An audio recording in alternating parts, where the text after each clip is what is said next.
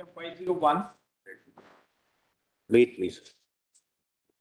But I'll start with answering the question, my lord, which your lordships posed. I'm sorry.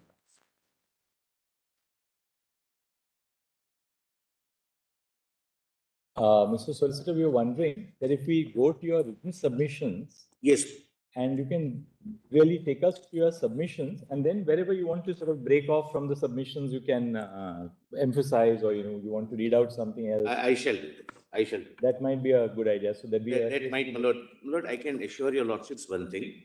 Lord, yesterday I again went through my written submissions. Yes. And there are certain portions which I feel should just be flagged and not read. You can tell us that. I'll, my lord, not take your lordships through that, so that there is no wasting of the court's time. Lord, Lord, the question your lordships are examining, Lord, I must answer that question first, Lord.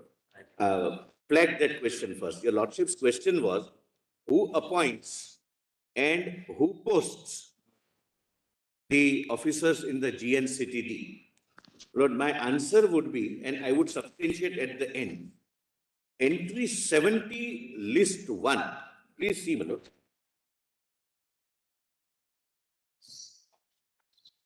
And then, my lord, I'll immediately go to the written submissions. Entry 70, list 1.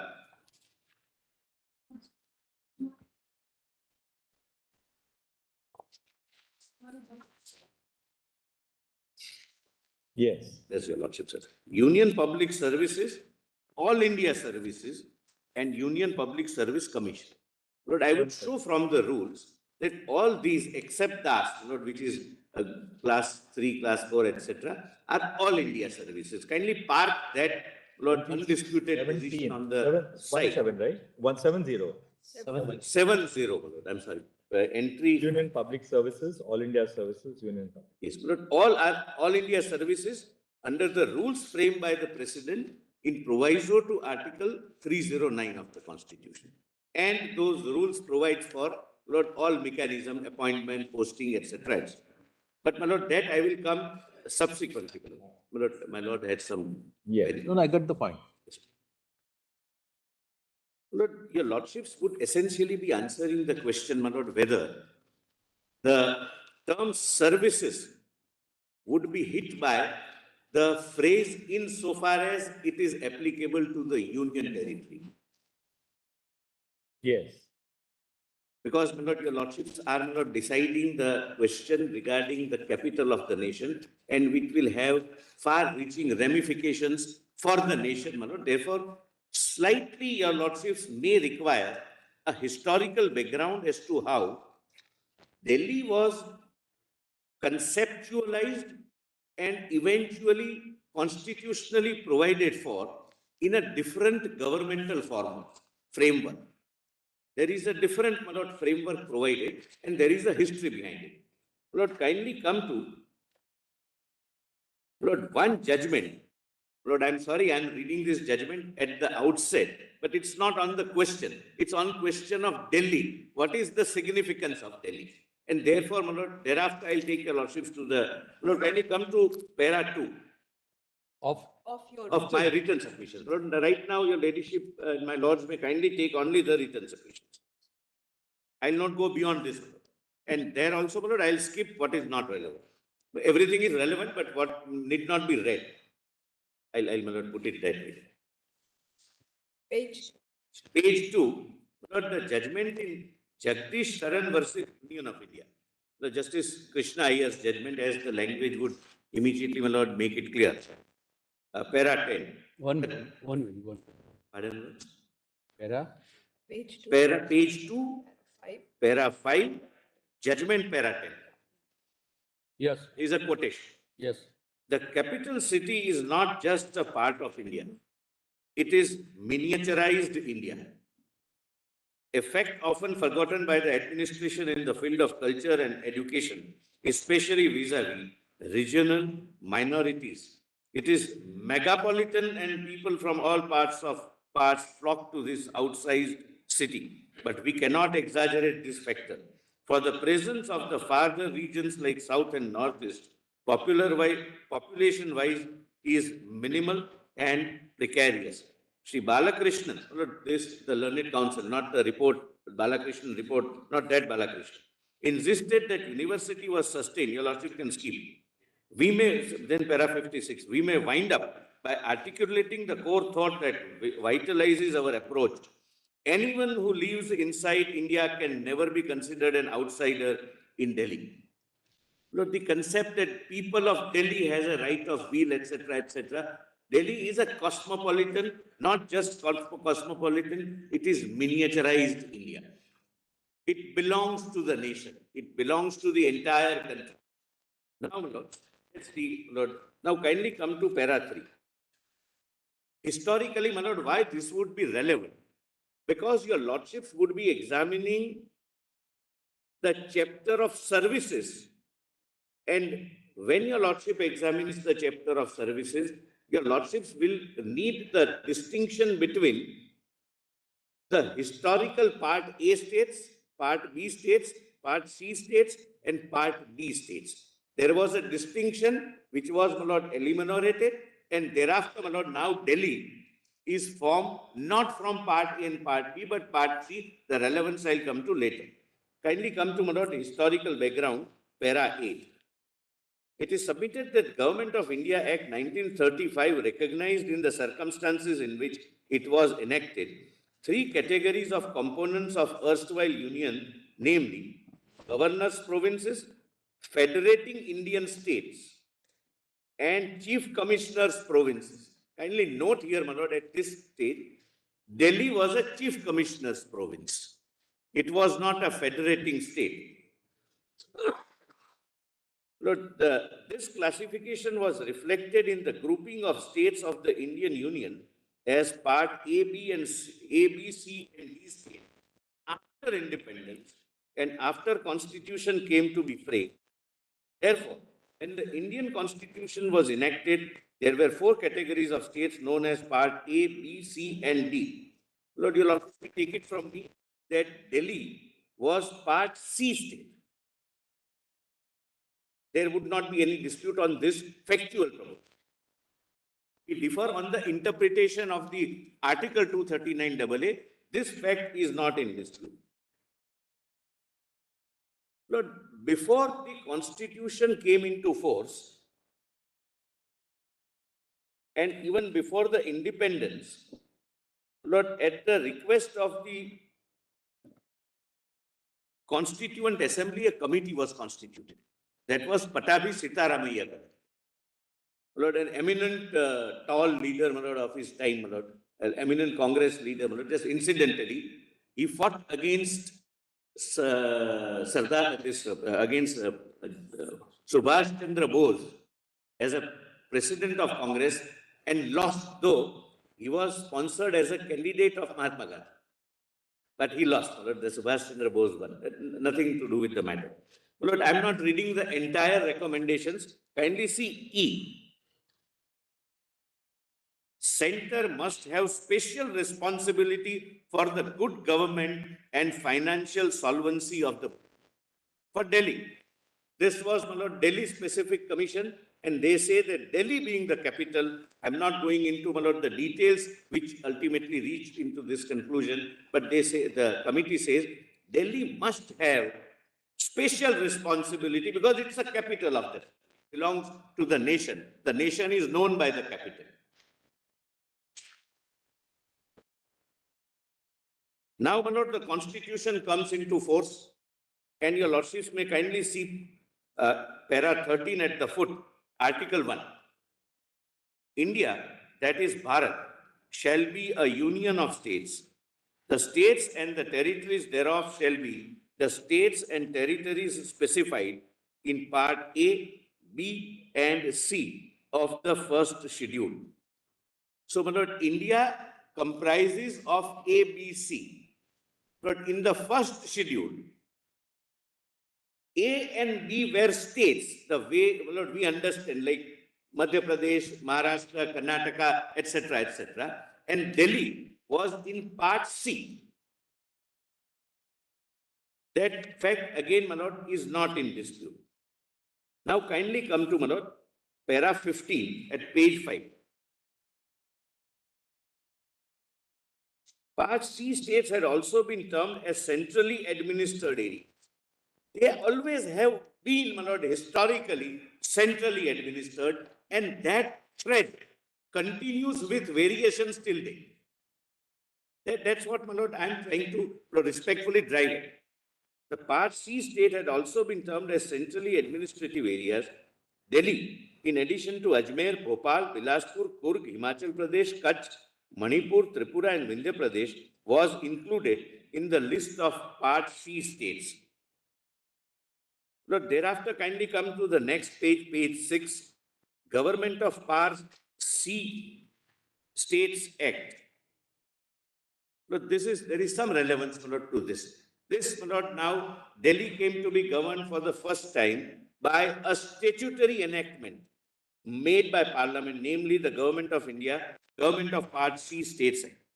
Upon Constitution coming into force, the Parliament enacted Government of Part C States Act 1951 in exercise of the powers under Article 240. With Section 21 of the said Act, a statutory provision was made for the first time for Delhi to have a council of ministers and have a legislature comprising of elected representatives. With Section 3 of the Act, a legislative assembly had been created for Part C states. Section 21 had demarcated the legislative power of the assembly of Part C states.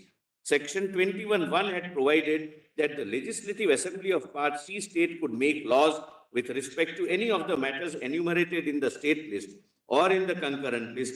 However, insofar as the Legislative Assembly of Delhi was concerned, the proviso to Section 21 had specifically excluded number of subjects from the legislative competence of the Legislative Assembly of Delhi, including public order, police, land buildings, municipal corporations, etc. My lord.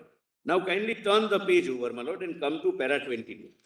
My lordships would notice, my lord, I am skipping other paragraphs which may kindly be read, my lord, whenever your lordships find at leisure, my lord. But I'm right now not troubling your lordships with that. Para 22. Further, the proviso to Section 36(1) of the Act inter alia had provided that in cases of difference of opinion between the Chief Commissioner, or the earlier version of the LG, and his ministers on any matter, the Chief Commissioner shall refer it to the President for decision and act according to the decision given thereon by the President. Pending any such decision, the Chief Commissioner in any case of urgency was duly enabled, empowered, and could take such action or give such direction as he deems necessary. Lord, this is the counterpart of Article 239AA, sub-Article 4. Slightly differently worded, but in substance, that is what it says. Lord, thereafter, my lord, the Parliament appointed Justice Fazal Ali Commission. Please see para 24. In 1953, Fazal Ali Commission was charged with the task of reorganizing the states on linguistic line by the then Prime Minister. In the year 1955, the Commission submitted its report. Lord, so far as Delhi is concerned, kindly come to para page 10. What Justice Fazal Ali Commission remarked with respect to Delhi, which, please do not bear in mind, continued to be Part C state, not a full-fledged state, which it is not even today. But there is some other significance of it being a Part C state. Therefore, my lord, I am reiterating and emphasizing. Lord, page 10, your lordships have. Para 27. Lord, what there are other, my lord, things also. Lord, I kindly come to, my lord, page 9 first for a, my lord, time being. Para 285 of the report. Taking all the, my lords have taken. Taking all the facts into consideration, we recommend that the component units of the Indian Union be classified into two categories: states forming primary constituents units of the Indian Union having a constitutional relationship with the center on a federal basis. These units should cover virtually the entire country, and territories which, for vital, strategic, or other considerations cannot be joined to any of the states and are therefore centrally administered. Please see the thread which is running historically from the beginning, that there are certain areas which are so strategically located for various reasons. In some areas, defense strategic. For some areas, it may be some external affairs issue. In a capital like Delhi, it's a capital, therefore has its own strategy. And therefore, they say directly the center should administer.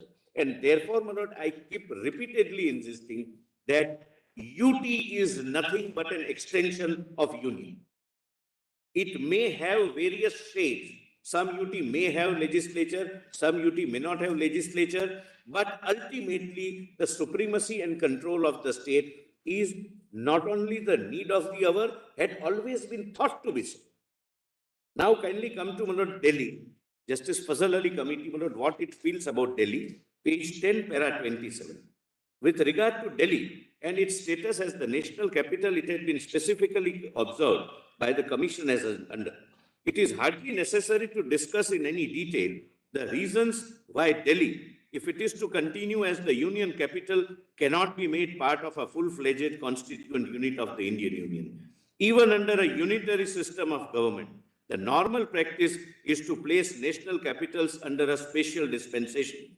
In France, for example, there is a greater degree of central control over Paris than over other municipalities. In England, I'll come to that, Manoj, if need be, my learned colleague, Mr. Faras's submission. In England, the police administration of the metropolitan area is directly under the control of the Home Secretary, who does not exercise similar powers in respect of other municipal areas. Apart from reasons which are peculiar to each country or city, there are some general considerations necessitating special arrangements in respect of national capitals. Capital cities possess or come to possess some degree of political and social predominance. They are seats of national governments with considerable property belonging to these governments. Foreign diplomatic missions and international agencies are located in these capitals. They also become centers of national culture and art. So far as federal capitals are concerned, there is also an additional consideration. Any constitutional division of powers, if it is applicable to union units functioning in the seats of national government, is bound to give rise to embarrassing situations. Practice in other countries, administrative necessity and desirability of avoiding conflicting jurisdictions all point to the need for effective control of national governments over federal capitals. It may be recalled that the desirability of excluding the seat of central government from the jurisdiction of a provincial government was one of the main considerations which led to the transfer of imperial capital from Calcutta in 1912. Lordship may skip the rest, 589. It is conceded that the national capital has to be under the effective control of national government, and both New Delhi and Old Delhi have to be treated as a single unit for administrative purposes.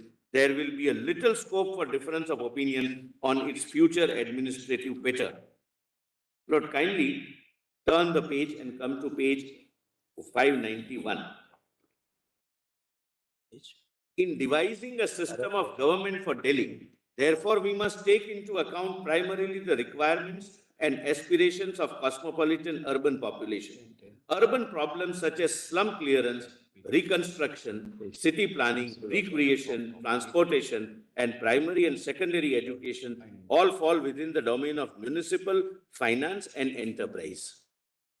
If we were to guide, we are to be guided by these clear considerations as well as by the experience of other advanced countries.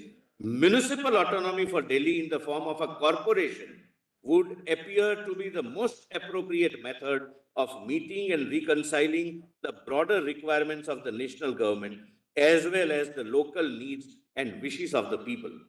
We have given careful consideration to the argument that a denial to the people of Delhi of the benefits of popular government at state level would be a retrograde step.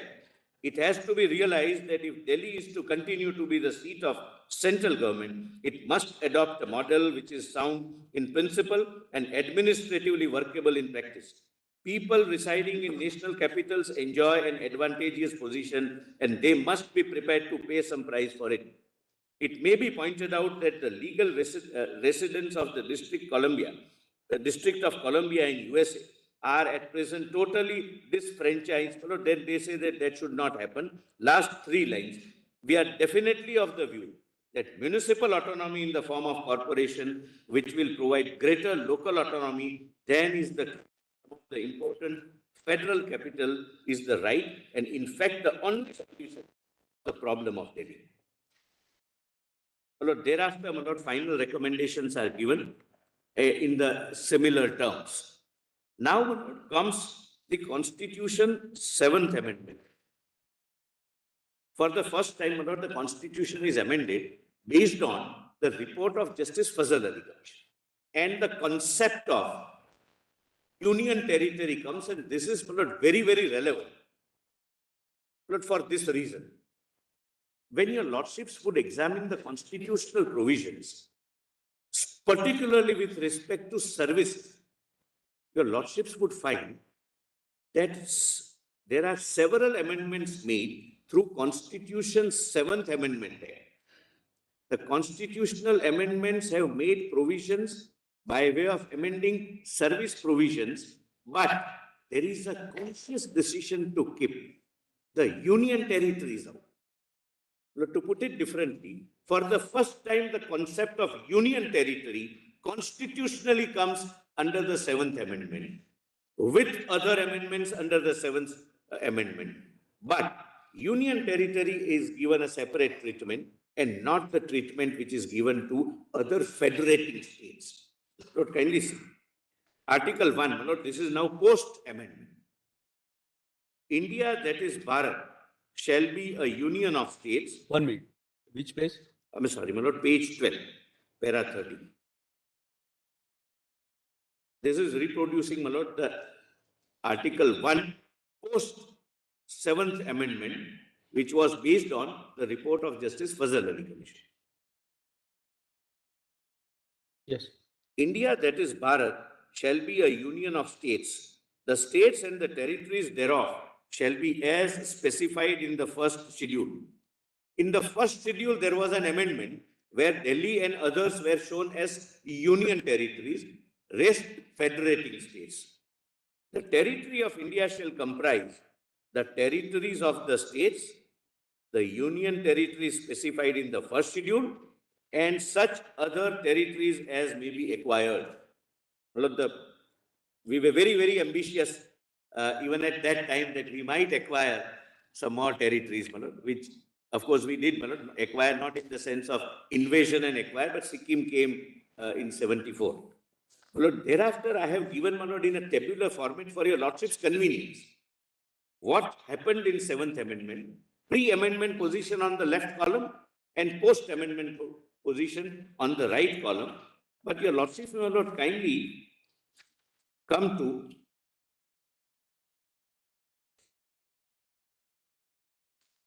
page 21 direct.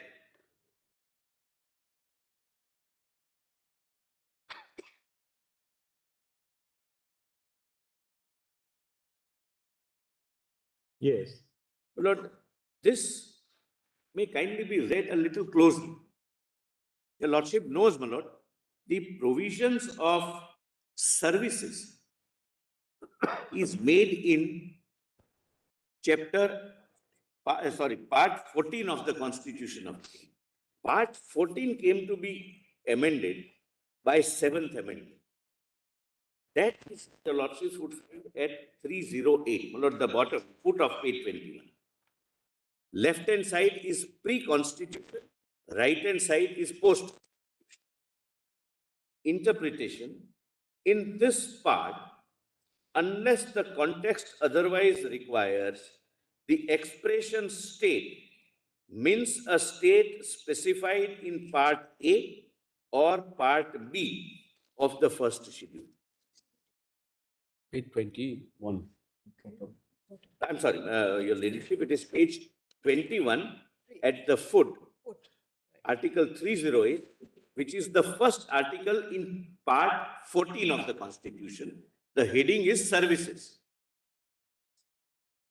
services of union and the states. Why, my lord, I show this for three reasons, which I'll, my lord, assist your lordship with subsequently. Lord, before the constitutional amendment by the seventh amendment, interpretation was in this part, unless the context otherwise requires, the expression state means a state specified in part A or part B of the first schedule, meaning thereby, even before the constitution, for part C states, there was no separate service contemplated,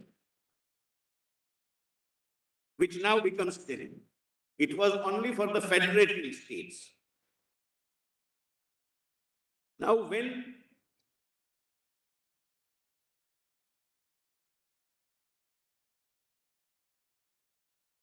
the constitution was being amended under Seventh Amendment, and the concept of union territory was being introduced, if the framers of the constitution by the parliament wanted to have a separate union territory service, it would have done so, because this is amended simultaneously. Seventh Amendment introduces union territory and also amends 308. Now see what is the amended provision of 308. Right hand side. Interpretation. In this part, unless the context otherwise requires, the expression state does not include the state of Jammu and Kashmir.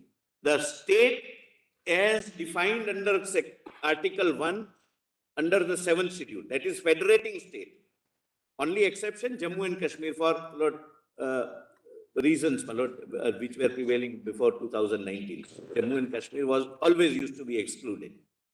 Meaning thereby, the very amendment which introduces union territory does not introduce the term union territory in the chapter which is under the heading of services under the union and the states. So there is no contemplation of a separate service for union territory. Now, my lord, 309. My lord, let me read the pre-amended provision. Recruitment and conditions of service of persons serving the union or a state, subject to the provisions of this constitution, act of the appropriate legislature may regulate the recruitment and conditions of service of persons appointed to public services and posts in connection with the affairs of the union or any state.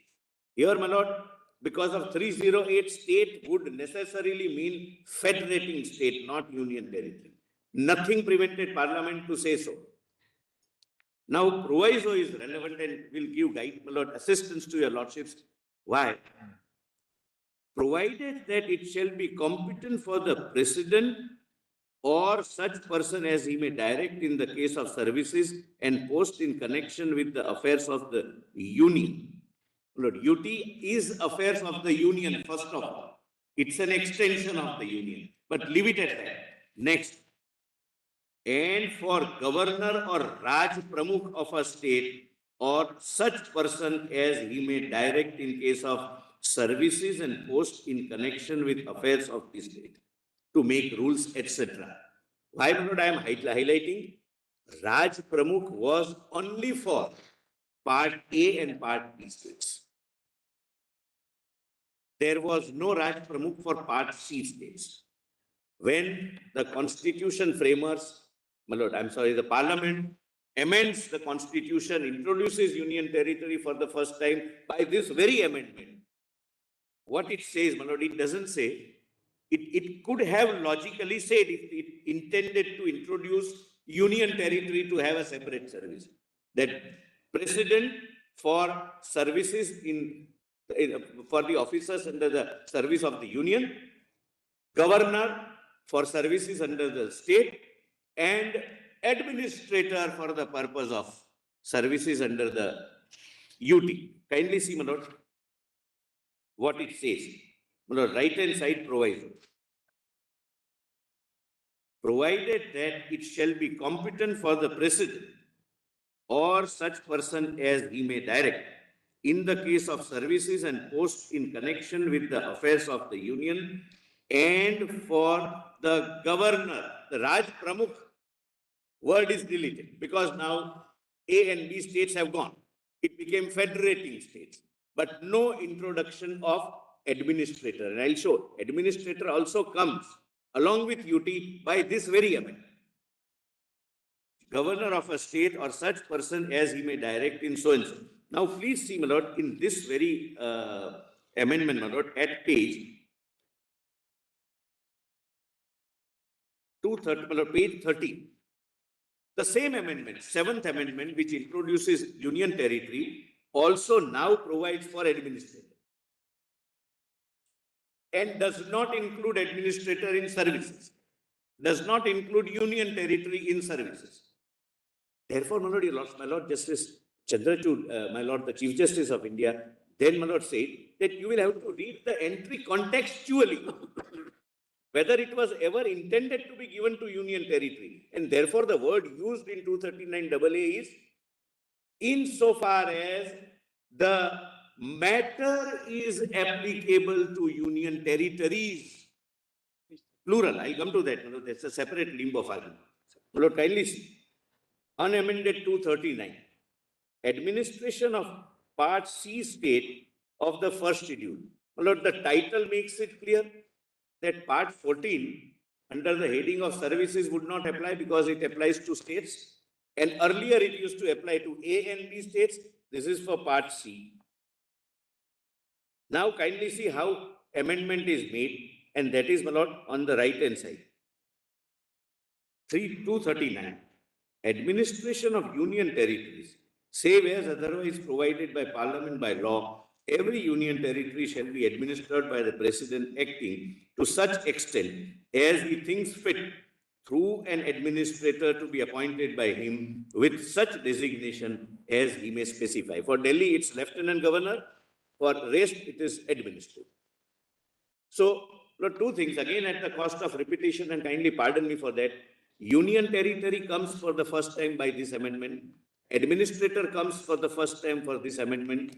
But the same amendment, while amending the services chapter, neither includes union territories nor includes the administrator.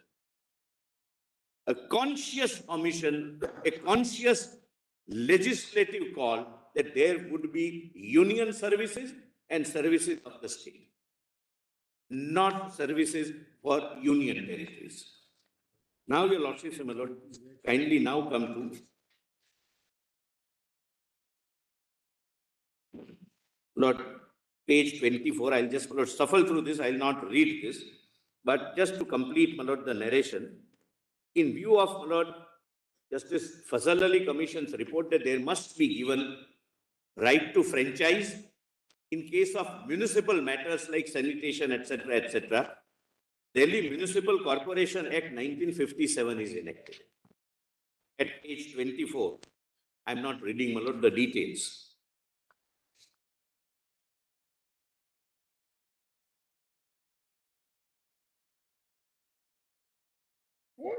Then, my lord, page 25, Constitution 14th Amendment Act.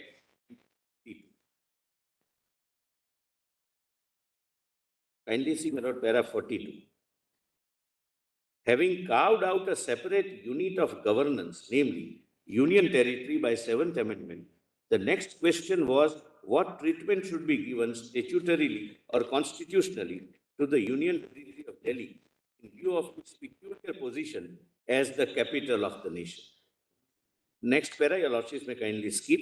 It must also not be lost sight that by way of the Constitution 14th Amendment Act 1952, in part Roman 8 of the Constitution, enabling the Parliament to create legislative assemblies with Council of Ministers in respect of certain union territories, such as Himachal Pradesh, Puducherry, Himachal Pradesh, Goa. Consequently, the Government of Union Territories Act 1963 was enacted by Parliament in the year 1963 for the government of such union territories.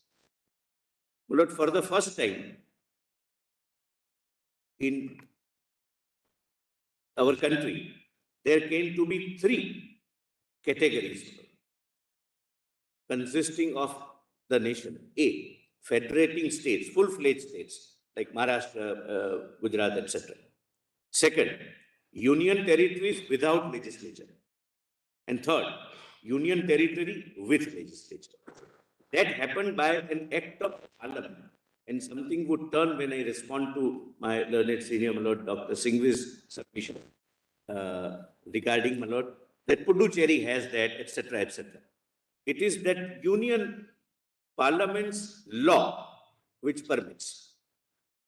My Lord, then your lordships may, there are salient features, my Lord, of Government of Union Territories Act, which I may not, my Lord, trouble your lordships with. Next is para 27. I'm sorry, page 27, that is Delhi Administration Act. But kindly see that only first para 48. In 1966, Delhi Administration Act had been passed to provide for an elected body of Delhi Metropolitan Council, which may propose, recommend legislations to be passed for Delhi.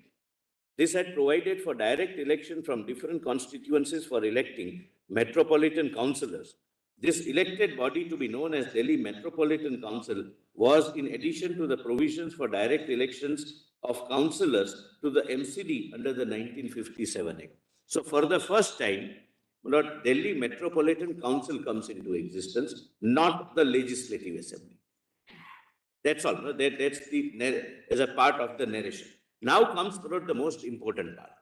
Look, there was a wish, desire, and hope of the people that we must have an assembly.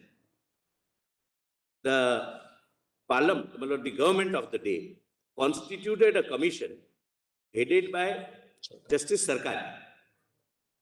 One of the member was Mr. Balakrishnan. Lord, incidentally, Justice Sarkaria completed virtually the substantial report. He worked for 13 long months, Lord, on this report.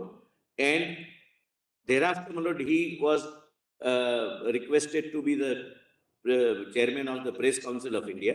And therefore, he demitted the office from the commission. Therefore, when the report was presented, it is known as Balakrishnan report, my Lord, but it essentially is a joint report substantially prepared by Justice Sarkaria. Nothing turns on that. It nonetheless is a report, but it is a report by someone, my Lord, having legal acumen and who has done a remarkable job, Lord, in his Sarkaria Commission report defining center-state relationship.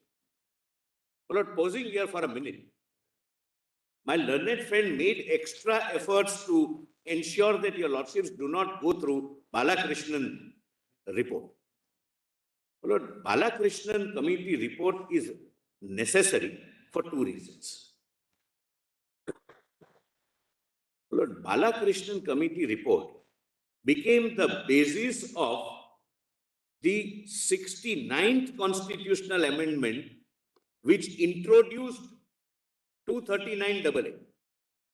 It is the basic foundation. That is number one. Number two, the then Home Minister, while introducing the 69th Amendment Bill, in more than one places say that this entire bill is structured based on the recommendation given by Balakrishnan Committee.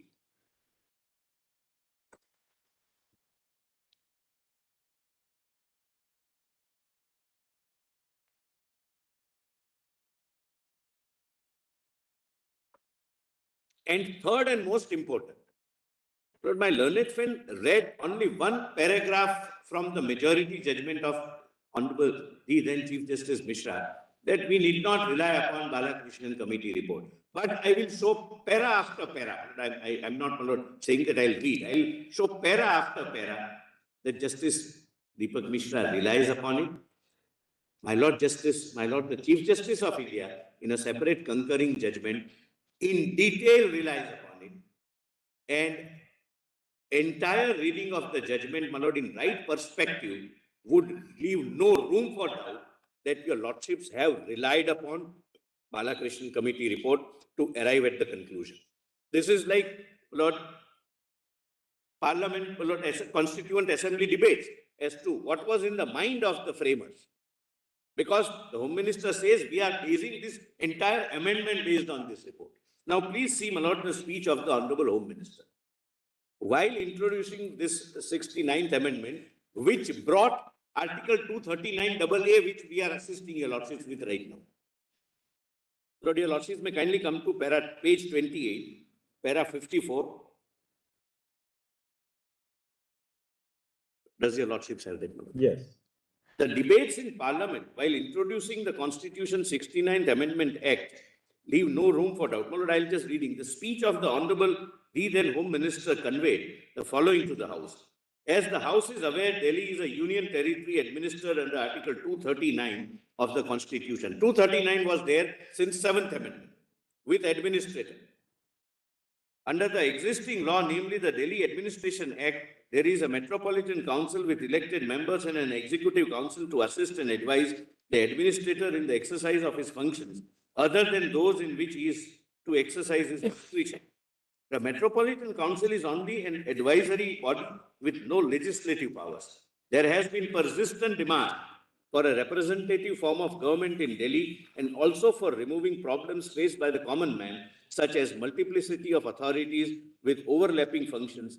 With a view to finding a permanent solution to the problems, the government appointed a committee on 24th December 87 under the chairmanship of initially Sri Justice R.S. Sarkar, it should be Sarkarian, and subsequently Sri Balakrishnan with wide terms. Lord, I have given the constitution or composition of the committee at page 28. From the beginning, it is Justice Sarkaria as chairman, Ramesh Chandra, former Secretary Urban Affairs as member, and Balakrishnan, advisor to the Home Ministry as the member.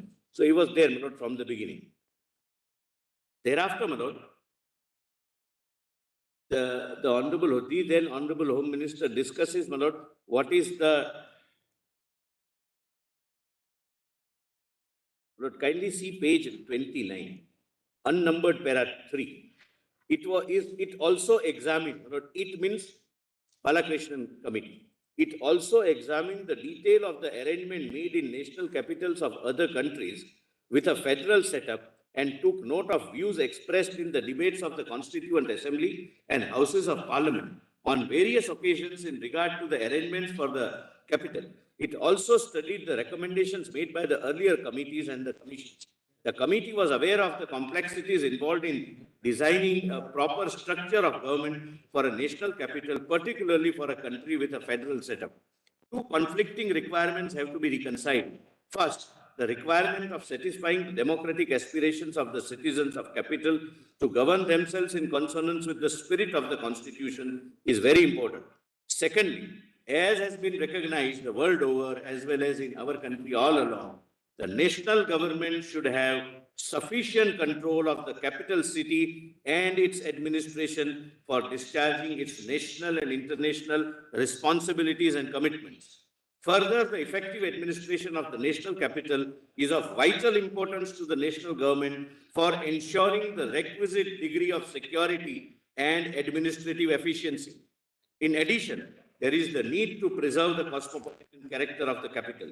The report of Balakrishnan Committee has attempted to design a government structure for Delhi, which would secure a reasonable balance between these requirements. The committee has come to the conclusion that on an objective appraisal of the aspects, any arrangement that involves constitutional division of functions and responsibilities between Union and Delhi administration will be against the national interest and should be ruled out, and that, therefore, Delhi should continue to be a union territory with a legislative assembly with appropriate powers.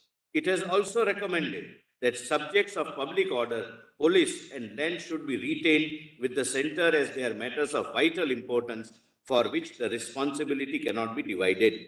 This is also broadly in line with the provisions made in Government of Part C States Act 1951, enacted by the Constituent Assembly, sitting as Parliament.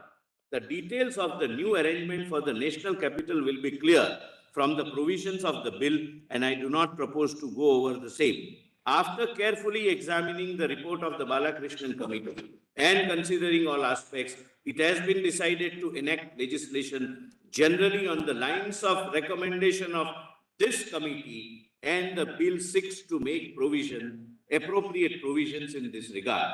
As the House may be aware, on earlier occasions, whenever a democratic setup was considered for Delhi, such as Government of Part C States Act, and also under the bill introduced in 1978, necessary provisions for a democratic setup were made under a parliamentary law enacted in performance of Article 239A. However, in case of Delhi, which is a national capital, the committee has recommended that provisions of the democratic setup should be incorporated in the constitution itself with a view to securing a measure of stability and permanence and also giving a special status to the national capital.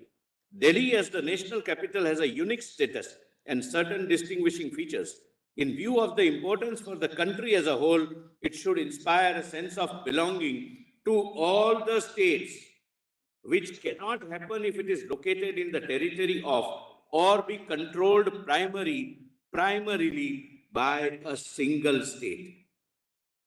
The arrangements made in this regard to the national capital in other countries, particularly those with a federal setup, and all the thinking that has gone into this subject so far, fully support the view that national capital should be under the full control of national government.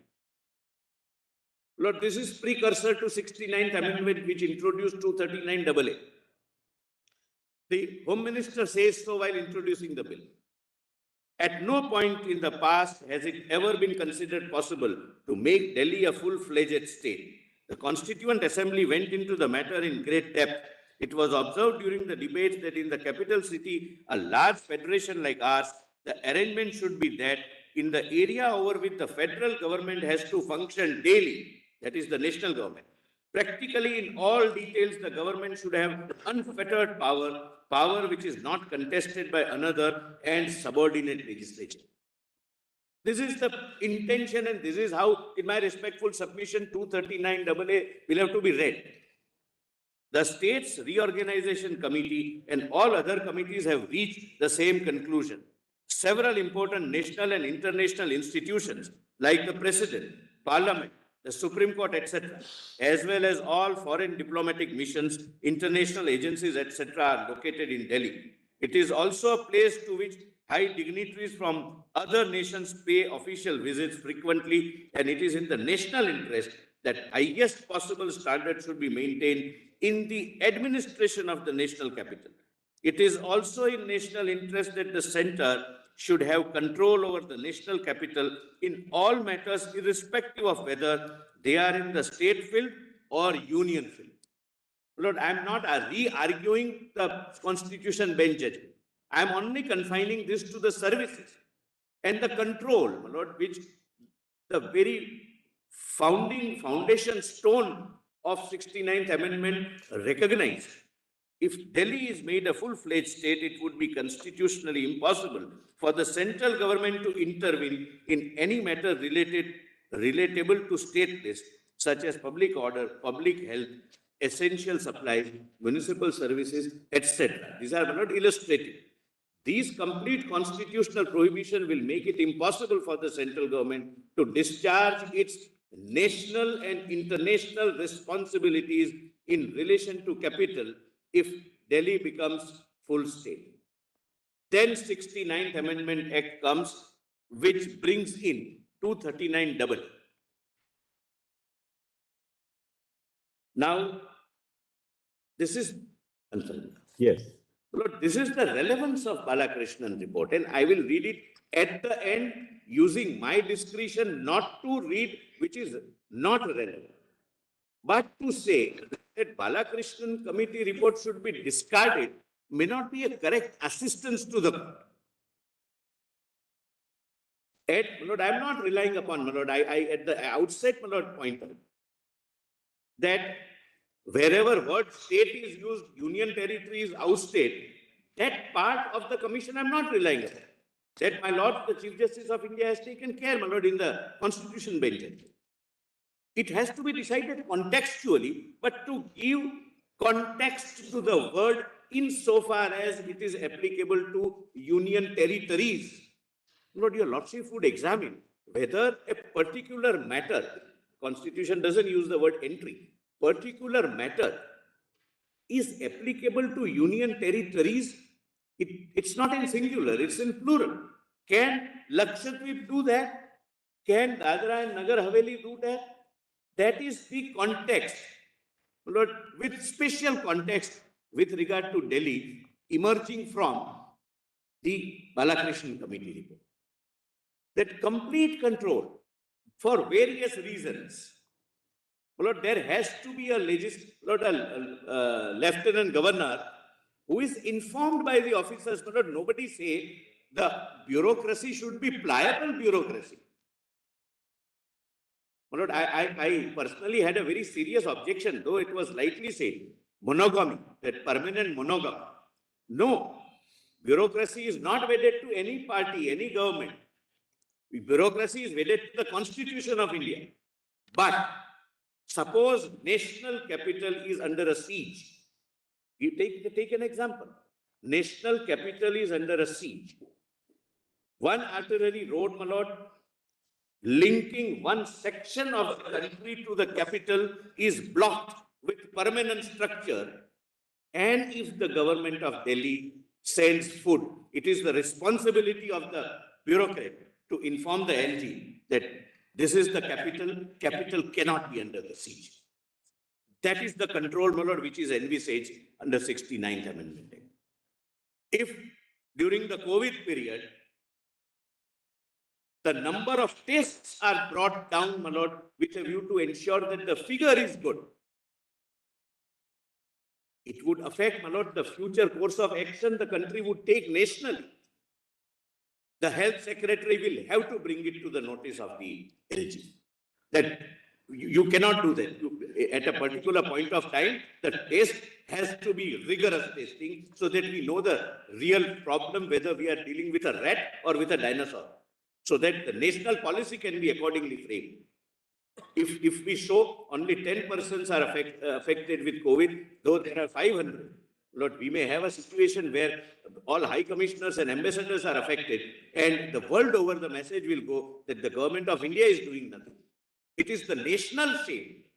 Therefore, I am not saying the bureaucracy should be loyal to the central government, but the central government must have a say who will be appointed and who will head which department. Then, as I have shown from the terms of business, he is bound by the transaction of business rules. He is reporting to the minister. He is taking orders from the minister. He is bound by the instructions of the minister. If there is any difference, it goes to the Council of Ministers. Council of Ministers is supreme. Collective responsibility, democratic functioning, everything is, my lord, I respectfully bow.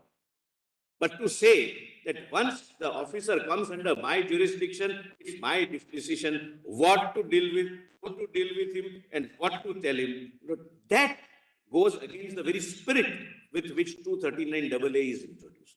Now kindly, my lord, see, my lord, page 34, your lordships can just have a look. These are the judgments why the report which becomes the basis of a constitutional amendment is a good external aid for interpretation. I am not, my lord, reading it.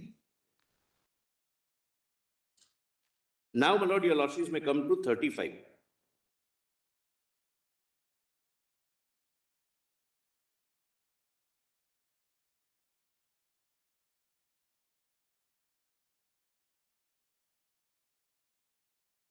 Your lordships have read and reread Article 239AA, but it would take 5 to 10 minutes, my lord, if your lordships allows me to read it, and your lordship reads it with me, the way, my lord, I perceive 239AA to be, which, my lord, gives the supremacy, not only to the parliament, but to the executive as well, because the executive function is always coterminous with the legislative function of the executive, my lord. Lord, where 35. Mr. Solicitor, instead of reading that, if you can just look at your para 67. Yes. You have highlighted some very important aspects of 239A. So we can read para 67 actually. Because you have paraphrased which are those parts of 239A which are crucial according to your submission. Yes, my lord. Only one thing before that, with my lord's permission. May I read 3A only first and then come to 67? All right. Yes, all right. We can read 3A at 35. Yes. subject to the provisions of this constitution. Kindly pause here for a minute. Lord, this includes sub-article 1 also, which reads, as from the date of commencement of the Constitution 69th Amendment Act, the Union Territory of Delhi shall be called National Capital Territory of Delhi, and the administrator thereof appointed under Article 239 shall be designated as the Lieutenant Governor. So, 239, original 239, which was brought in under the 7th Amendment, is applicable. Administrator does govern the Union Territory. And your Lordships have accepted in the Constitution by judgment. 239 existed much prior to 239 AA, which empowered administrator to control or to administer the national capital, all Union territories. So that continues because it is subject to the Constitution, and which includes 239 and includes 239 AA sub-article 1. Then, my lord, further, 3A. I'm sorry. Yes. No, my lords are jotting. The Legislative Assembly shall have power to make laws for the whole or any part of the National Capital Territory with respect to any of the matters enumerated in the state list or in the concurrent list. Please mark, insofar as any such matter, not any such matter is applicable to Union territories. Lord, plural. So the test in my respectful submission for your Lordships would be a subject matter wise selection of implied exclusion. My lord, there are two exclusions under this. First is, my lord, insofar as any such matter is applicable to Union territories. That is implied exclusion contextually, as my lord, the Chief Justice of India has read, and I'll show my lord, those paragraphs from the judgment. That is implied exclusion from the subject matter. That this subject matter can't be in Union territories. And when you Lordships test, it has to be whether Lakshadweep can do it, whether Goa, whether Div and Daman can do it, whether Andaman and Nicobar can do it. That would be the test. And second, except matters with respect to entry 1, 2, and 18, and so and so. Now B. Now, my lord, kindly come to 67, 37. My lords, Lord Chief Justice of India, my lord, very kindly indicated, para 67. A perusal of sub-rule 3 would show that the extent of legislative powers of the Legislative Assembly of NCT is consciously, unequivocally, and manifestly circumscribed by 5 modes. A. My lord, I have already pointed out, subject to these provisions of the Constitution. That is, administrator, governor Union territory continues. And 2, the legislative power of Delhi Legislative Assembly to be be it under state list or in concurrent list is circumscribed to the extent insofar as any such matter is applicable to Union territories. So, my lord, in other words, the legislative power of Assembly cannot extend to any of the entries in the state list or concurrent list if the state entries are not applicable to Union territories. It does not use the expression in relation to Union territories. It says applicable. My lord, applicability test is a rigorous test. It should be applicable. Relating to is a lesser. Then third is, my lord, specific exclusions, my lord. Those 3 entries and entries relating to them. Lord, again, my lord, the very same article first uses the word applicable. Insofar as they are applicable to Union territories, and then say entry 1, 2, and 18 of the state list and entry 64, 65, and 66 of that list, insofar as they relate to state entries. Lesser of the rigors, lesser of the test to be applied, and lesser of the threshold to be crossed while examining. Then 4, the legislative power of Delhi Assembly is further circumscribed by sub-article 3B and sub-article C of the Constitution. The parliamentary legislation can supersede the Legislative Assembly's Act in place. since Article 239AA3B and C is also part of the Constitution, this is circumscribed power conferred upon the Legislative Assembly. My Lord, kindly pause here for a minute. My Lord, what I'm trying to assist your Lordship with is this. Lord, as my Lord the Chief Justice rightly remarked that for the purpose of Delhi, state list and union list, both state list and concurrent list, both are concurrent lists. Meaning thereby, the Parliament can make a law even from the state list, which is not permissible in case of federating states, which overrides the state list. Since the legislative power is coextensive with the executive power, when we read sub-article 3, subject to this constitution, would it not be, I'm posing a question to myself, subject to even 3B and C? Please, my Lord, read that. Again, my Lord, at page 35. Subject to the provisions of this constitution, then your Lordships have read, come to B. Nothing in subclause A shall derogate from the powers of Parliament under this constitution to make laws with respect to any matter for a union territory or any part thereof. So, the legislative power under A is subject to B, because B is also a part of the Constitution. And it starts with subject to the Constitution. And C is, my Lord, supremacy. If there is a law made, then it would prevail. It's like, my Lord, 245. Then, my Lord, fifth, I'm on page 38. The fifth limitation on the power is to be found in Article 264 to 246.4, Lord, which I have quoted. Please read, my Lord, at the foot.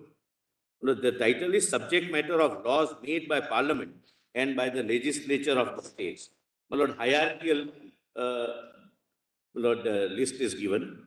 First, union, then supremacy of the state, etc. But 4, Parliament has power to make laws with respect to any matter for any part of the territory of India not included in a state, which includes, my Lord, union territory. Notwithstanding that such matter is a matter enumerated in the state list. This is the limitation on the power of Delhi Assembly and supremacy of the Parliament, which my lords have accepted in the Constitution bench. Now, your Lordships, my Lord, kindly, my Lord, skip. I have reproduced, my Lord, what the High Court has said, my Lord. High Court accepted our proposal, my Lord, our argument, my Lord, but I'm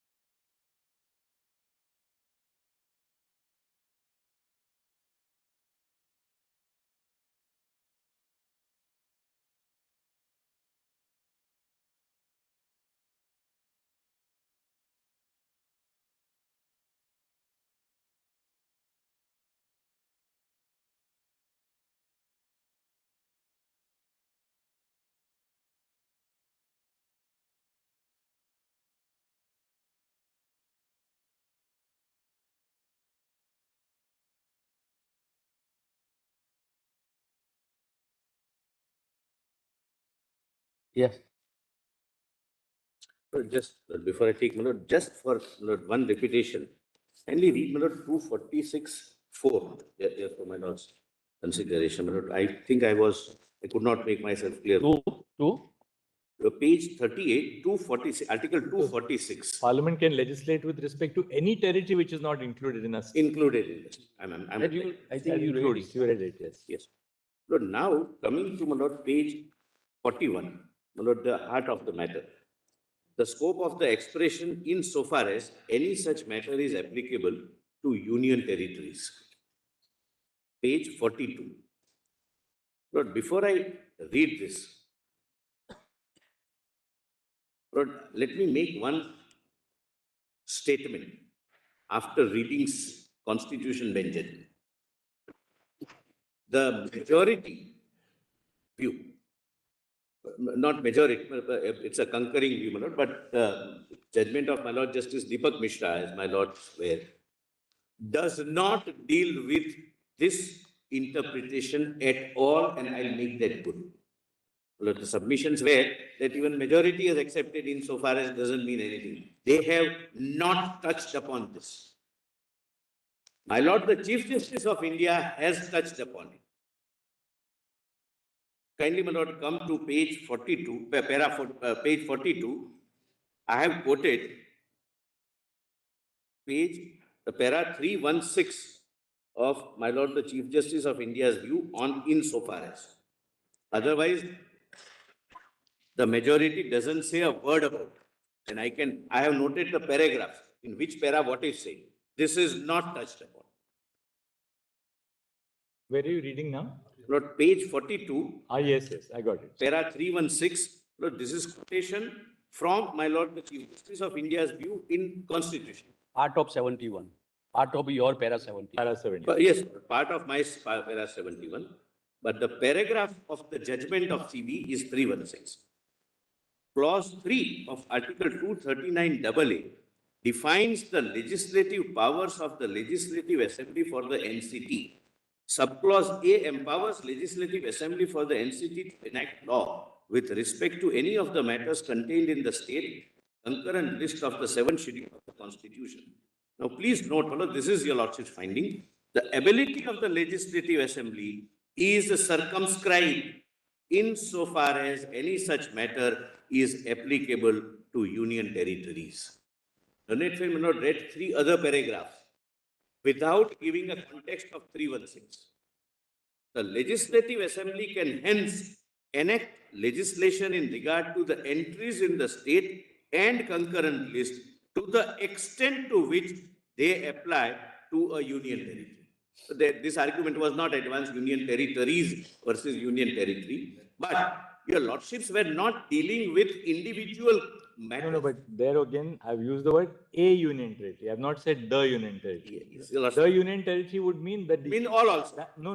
The union territory would mean the union territory which is enacting the law. A union territory means all union territories. Lordships are right. I am grateful, Lord. I missed that. I missed that. Your lordships are right. Then your lordships were very careful. But your lordships, Lord, it never fell for your lordship's consideration subject-wise. Your lordships have made it very clear.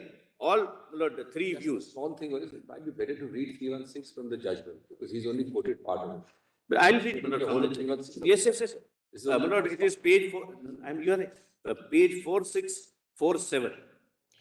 Why don't we do this? Since we are all on soft copies, can we just look at the hard copy of the judgment for a moment? Yeah. Others, or we have the judgment. We can go back and come back to this. We are on page 45 of your submissions. That's okay. Yeah, no problem. It's 316. I'll just save our marking. Where is the judgment? Just for Lord, it is Volume 2. volume 2. Just give us a period. 812. Sorry, volume 1, mark 59. First one. 4829. Convenience, volume 1. Page? 4812, is it? Correct. Plus, maybe 4 pages. Yes, we got it. मिला आपको? मुरारी भाई मिला? Page. It's a ये half है paragraph. 4816 देखिए. It is over 3 pages. 4816.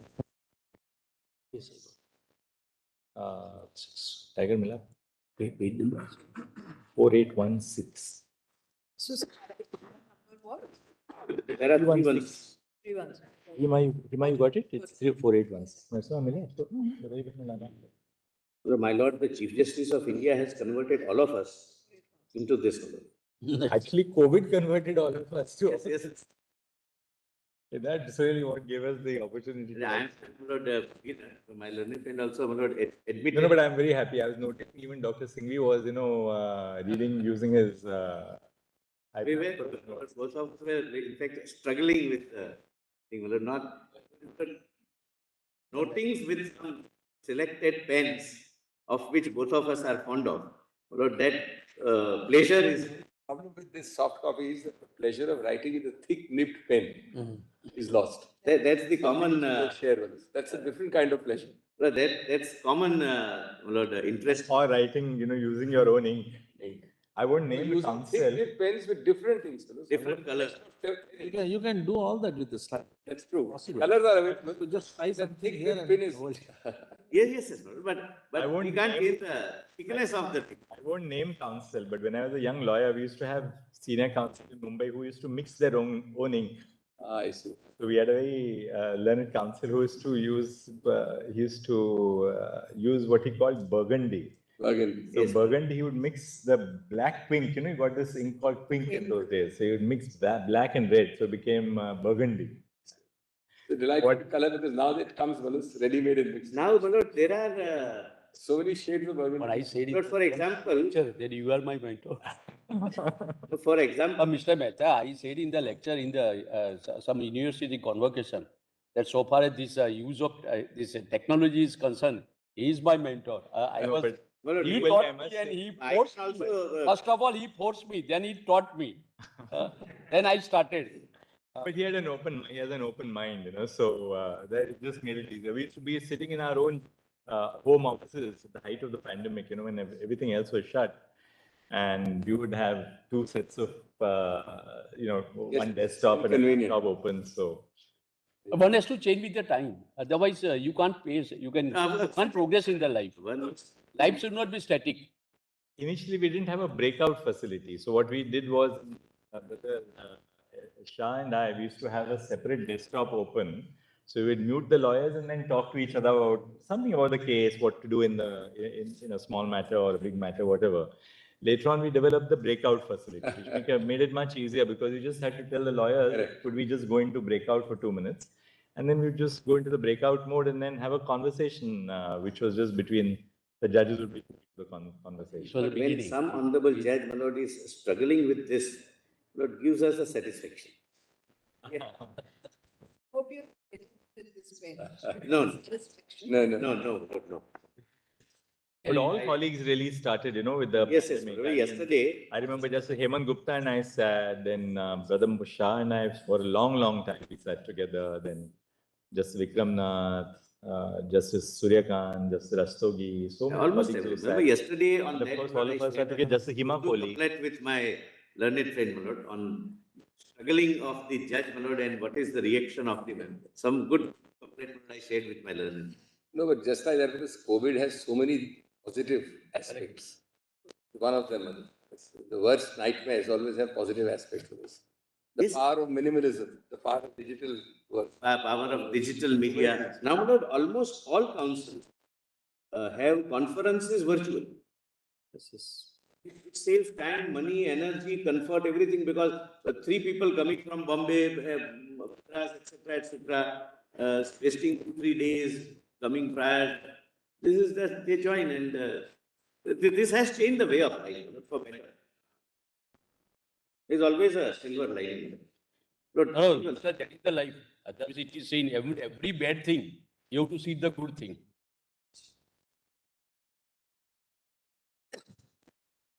Yes, you are on 3116. 316.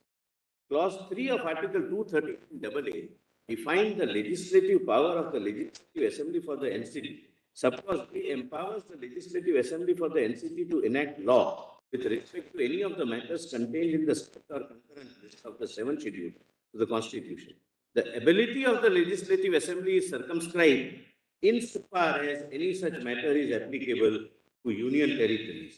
The Legislative Assembly can hence enact legislation in regard to the entries in the state and concurrent list to the extent to which they apply to union territory, To a union territory, or of equal significance is the exception which has been carved out. Equal significance. It's not, my lord, that there are excluded entries. It's very categorical that one is implied exclusion and another is specific exclusion, namely police, public order, etc., etc. 1, 2, and 8. So, insofar as is a separate category by itself, my lord, that's the law. My lord, my learned friend read, my lord, 462 and 463. But that, my lord, will not dilute your lordship's inherent finding, my lord, in this. Can my learned friend read the rest? So let's, after that, where I've quoted those entries, can we just see placidum B on the next page, just to sort of give us a little time to reflect on it, that's all. Placidum. The legislative. Yes, my lords have quoted, I skipped the quoted part. Yes. The Legislative Assembly is disabled from enacting laws governing the above entries, which deal with offences against the laws referable to the state list, jurisdiction of courts and fees. Insofar as they relate to public order, the police and land, this is a constitutional indication of the fact that NCT has been considered to be of specific importance from the perspective of the nation, to exclude three important areas which have a vital bearing on its status as a national capital. Apart from the exclusions, the overarching importance of a regulatory power of parliament is underlined by the conferment upon the parliament of legislative power over states, as well as concurrent list, subject in the 7th schedule. Unlike state legislative assemblies which wield legislative power exclusively over the state list, under the provisions of Article 246(3), the Legislative Assembly for NCT does not possess exclusive legislative competence over state list subjects. By a constitutional fiction, as if it were, Parliament has legislative power over concurrent as well as state list subjects in the 7th schedule. Subclause C of clause 3 of Article 239AA contains a provision for repugnancy. Similar to Article 254, a law enacted by the Legislative Assembly would be void to the extent of repugnancy with a law enacted by Parliament unless it has received the assent of the President. Moreover, the assent of the President would not preclude Parliament from enacting legislation in future to override or modify the law enacted by the Legislative Assembly.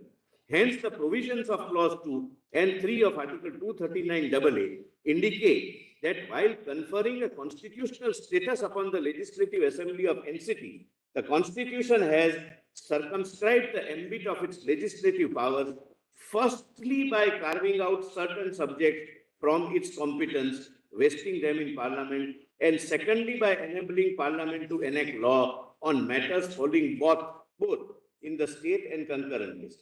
Moreover, in subjects which have been assigned to it, the legislative authority of the Assembly is not exclusive and subject to laws. That is noted on B and C. But this does not dilute the first part which says that there are two categories of exclusions.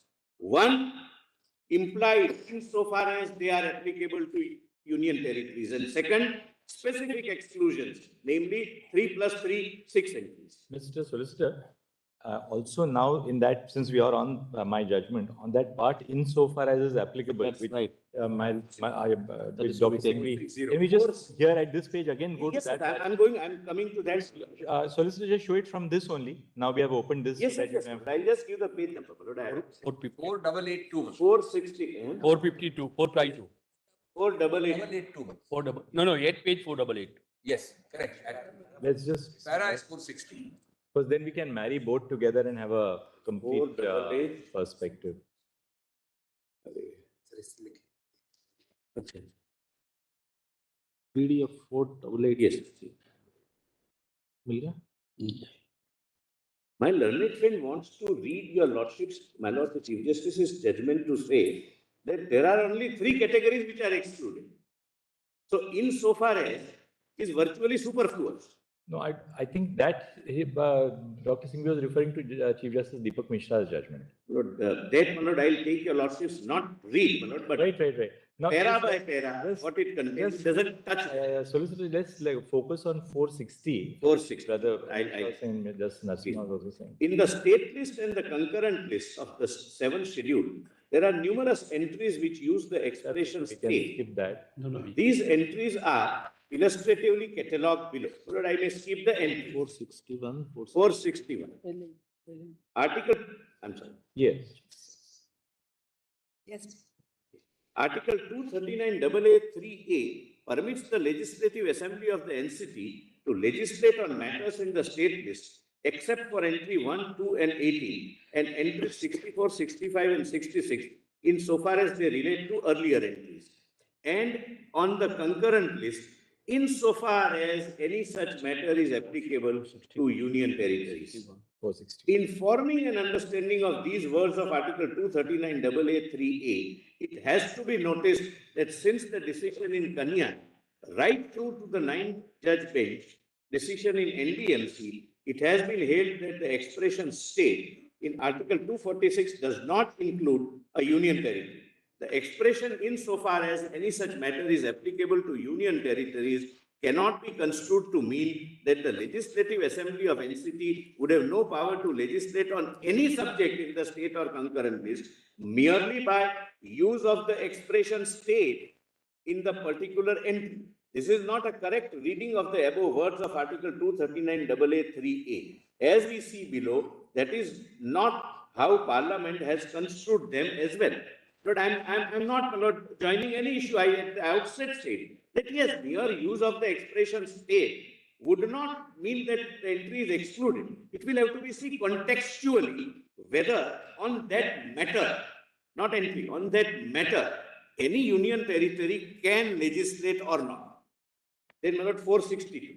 Section 7(5) of the GNCTD Act provides that salaries of the Speaker and Deputy Speaker of the Legislative Assembly may be fixed by the Legislative Assembly by law. Section 19 provides that members of the Legislative Assembly shall receive salaries and allowances as determined by the Legislative Assembly by law. Section 43(3) similarly provides that the salaries and allowances of ministers shall be determined by the Legislative Assembly. However, Section 24 provides that a bill for the purpose has to be reserved for the consideration of the President. Parliament would not have enacted the above provision unless legislative competence resides in the states on the above subject. The subjects pertaining to salaries and allowances of members of the legislature of the state, including Speaker and Deputy Speaker, and of the ministers for the state are governed by entry 38 and entry 40 of the state. The GNCTD Act recognizes the legislative competence of the Legislative Assembly of NCT to enact legislation on these subjects. The use of the expression state in these entries does not divest the jurisdiction of the Legislative Assembly, nor are the words Article 239AA3A exclusionary or disabling in nature. Lord, in the context of the word state, Just read on. The purpose. the purpose of the above narration is to indicate that the expression state is by itself not conclusive of whether a particular provision of the Constitution would apply to union territory. Now just go slow on the next sentence. Just very slowly. Just read the next sentence. Similarly, it can also be stated that the definition of the expression state in section 358 of the General Clauses Act, which includes a union territory, will not necessarily govern all references to state in the Constitution. So now just pause here. That is, there are two things. The first part shows, the first sentence of para 463 says that merely because an entry says state, that will not exclude the union territory. The second sentence says, but on the other hand, merely because in section 358 of the General Clauses Act, state includes a union territory, does not mean that every reference to state in the entry will include a union territory. So both, they're excluding both extremes, you know? Yes, my lord, your lordships have taken, my lord, the correct path, my lord. That Now just see, if there is something which is Then, repugnant, my lord. if there is something which is repugnant to If this, there is something which is repugnant in the subject or context, the inclusive definition in section 358 will not apply. So even if state includes union territory, if the subject is alien to the union territory, it will not apply. This is made clear in the precedent emanating from this court. In certain contexts, it has been held that the expression state will not include union territories, while in other contexts, the definition in section 358 has been applied. Now, this is the finding, Your Lordship's finding. Hence, the expression insofar as any such matter is applicable to union territories is not one of exclusion, nor can it be considered to be so, irrespective of the subject or context. Now, Mr. Paluta, we've seen my judgment. Now, for a moment, just 2 or 3 paragraphs, let's go to Chief Justice Deepak Mishra, because mine is not the majority judgment, it's a concurring judgment. We've taken the same conclusion, but on this, Justice Mishra spoke for himself, Justice Khanvilkar, And Justice Sikri. and Justice My Sikri. Lord Justice. And there was a concurring opinion by Justice Ashok Bhushan also. Yes. Both Justice Bhushan and I spoke, right, separately. One issue. Dissented on one issue. Sorry, Justice Bhushan dissented on one issue. Otherwise, it's also another concurrent. No, there is no dissent. No, there's no difference. In this, One issue, Manoj. Must the way, must just, although the proceedings of This the court concurring opinion, once your lordship reads Justice Bhushan's opinion on the aspect of whether union government has parallel executive power, he says it does. Whereas one of the other 4 judges, including your lordship, say, your lordships don't opine on it. My Lord Chief Justice has not opined on that aspect. And the majority, that is Justice Mishra speaking for Justice Sikri and Khanvilkar, says that there is no parallel executive power. So on that limited point, Justice Bhushan is in dissent, although the proceedings say that both the opinions are concurrent. No. I will show, Manoj. That is Now, not a very just 1 second, accurate. just to bring focus. Now, we've seen my aspect, I will refer to insofar as is applicable. Now, according may I to you, go, Manoj? according to you, Chief Justice Deepak Mishra does not deal with insofar as is applicable. Now, just let's see the conclusions of, before conclusions, para 224 and 245 of Chief Justice Deepak Mishra's judgment. If you can just, any of the juniors in the matter can give us the page, that's all. For that, Manoj, just for my. So there's something in my mind, actually, we are stretching your argument. Solicitor, we are trying to stretch your argument. That's why we are telling you something which may help you. 7, the PDF page. 4773. 4773. I may assist. Para 39 of the majority, read with paras 224 I'm going to read everything, Doctor. on this issue. This narrow issue.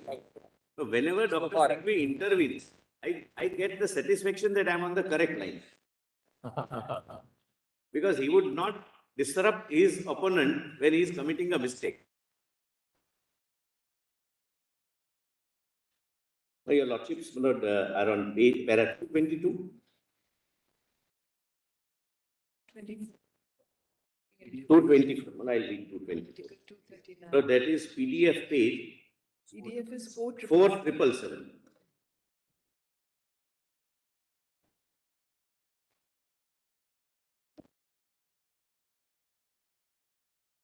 Where does Chief Justice Deepak Mishra deal with the legislative power? Yes. Starting with 217. Therefore, what I wanted your lordship to see on some of the paragraphs and with profound respect say that the conclusions may not be read in isolation because there is no discussion with regard to some of the conclusions. It may not as politely as possible. There is no discussion with profound respect. Lord, may I read 224 minutes or your lordships are? Yes.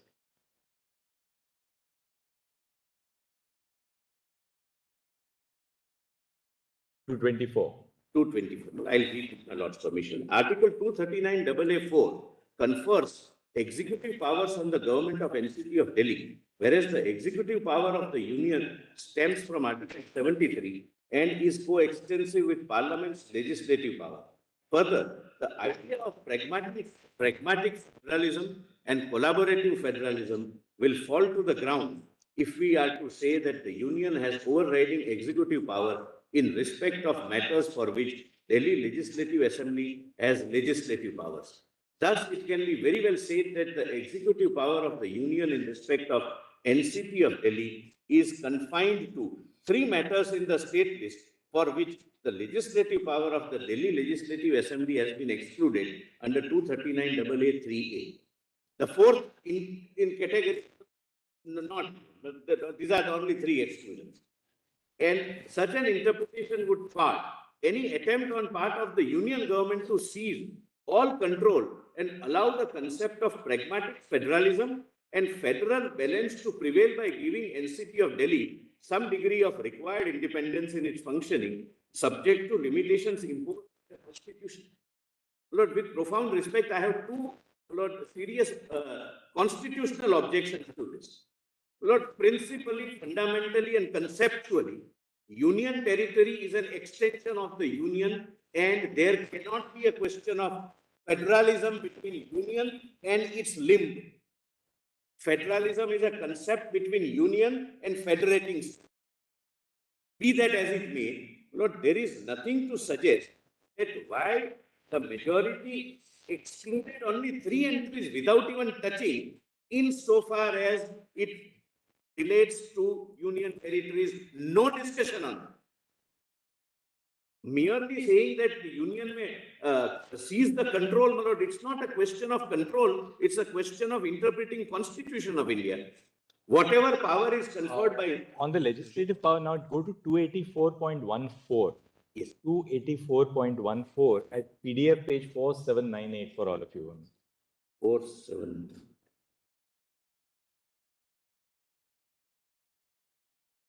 That's the conclusion. Yes, that's the conclusion without any discussion.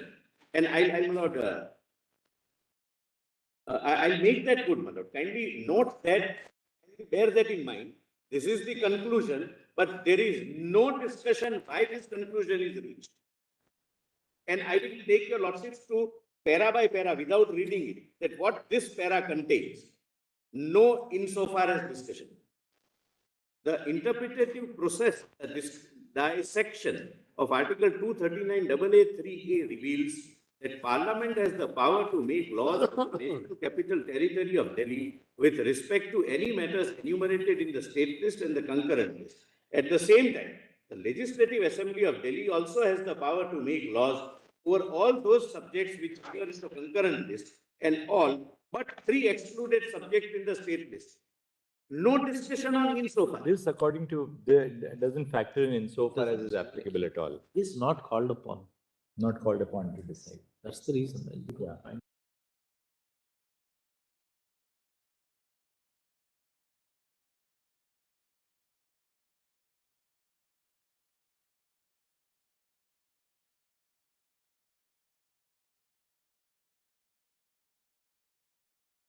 Leave it, my lord, for the reasons your lordship know, my lord, going beyond this. But when the majority holds and records a finding that exclusion is only three entities, whether called upon or not, insofar as will have to be taken into account. Now, just one more question, Solicitor. This conclusion in 284.14, where is the substantive discussion on that in the judgment? Anything specifically that everything... Let me, my lord, take your lordship. 237. 37. Only a minute, I'll answer.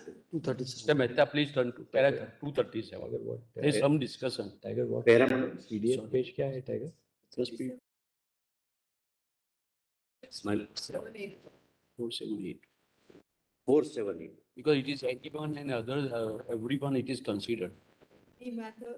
Any matter. 230. There is no. No.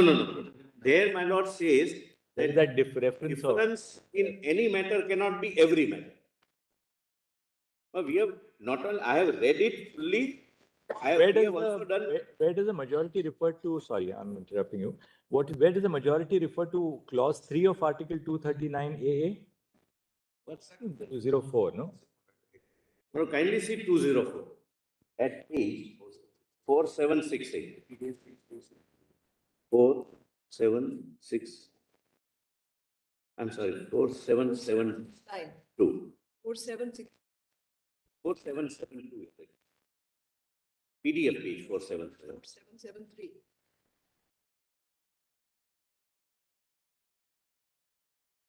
Lordship have page 4768.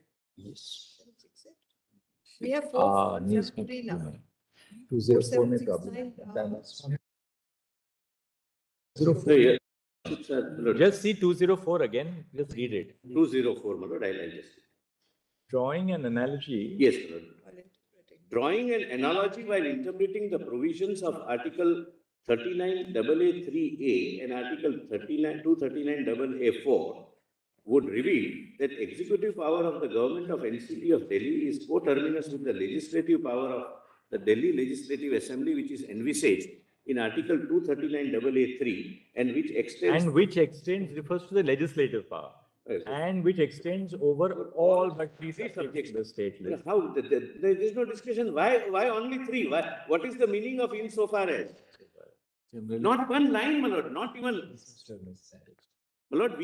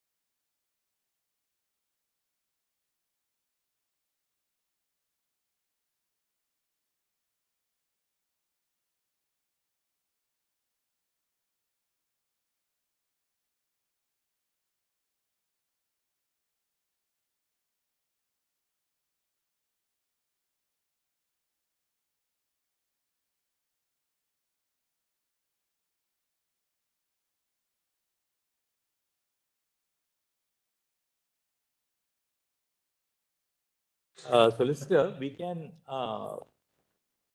the Constitution bench, we can also approach, this is what I was sharing with my learned friend, I put it to you because otherwise if you are wrong, you can immediately respond to us. This issue can explain Chief Justice Deepak Mishra's judgment on the ground that the issue as to the applicability of a particular entry in the state or the concurrent list arises here before us now in relation to services. That issue did not arise before them. They were not dealing with any specific entry as to whether it applies to that particular case. Because they were not dealing with the applicability of a specific entry, perhaps it did not arise, though my judgment specifically deals with it. Okay.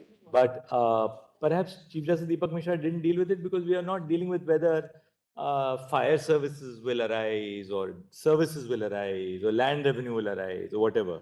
So broadly, the learned Chief Justice said these three entries will not apply to the Delhi Legislative Assembly. You don't have power in respect of those three entries.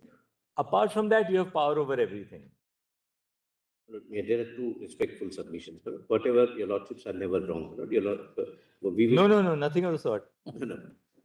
Lord, first, in my respectful submission, any discussion or analysis of Article 239 will necessarily remain incomplete without touching upon this phrase. But with that, solicitor, that you need not labor upon at all. It is, of course, it's a part, and we have to explain that. We are with you on that. There's no question about it. In the Constitution bench, it remains incomplete. Number two.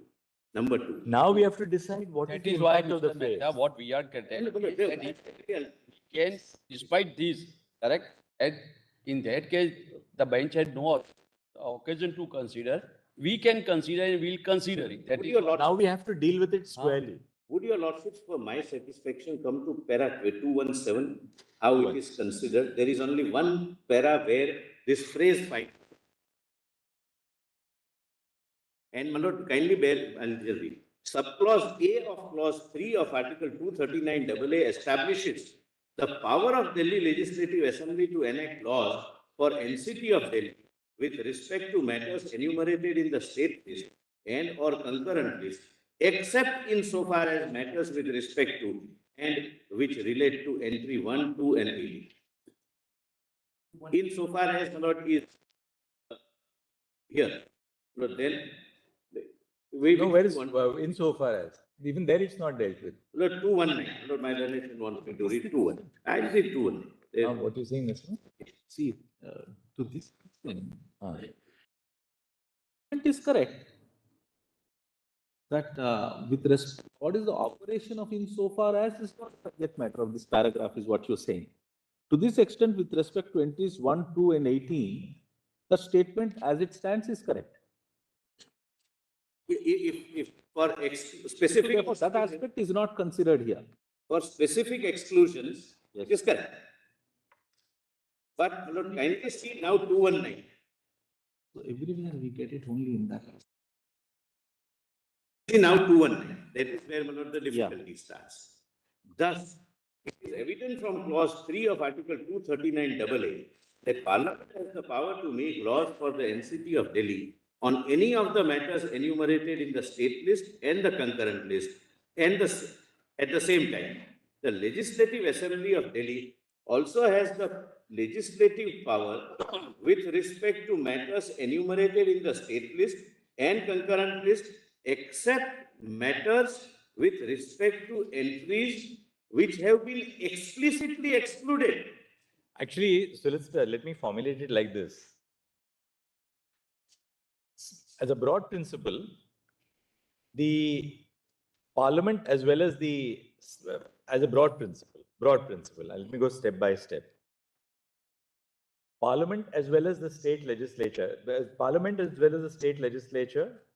in the case of the Delhi Assembly, let me do it like this. Parliament in the case of the Delhi Legislative Assembly, in respect of GNCTD, Parliament has powers to legislate on the state list and the concurrent list. No difficulty about Parliament. The Delhi Legislative Assembly, too. The Delhi Legislative Assembly does not have the power to legislate in respect of entries 1, 2, and 18, and entries 64, 65, 66, insofar as they relate to 1 to 18. Positive statement about Parliament, exclusionary statement about the Delhi Legislative Assembly. Now, the third aspect.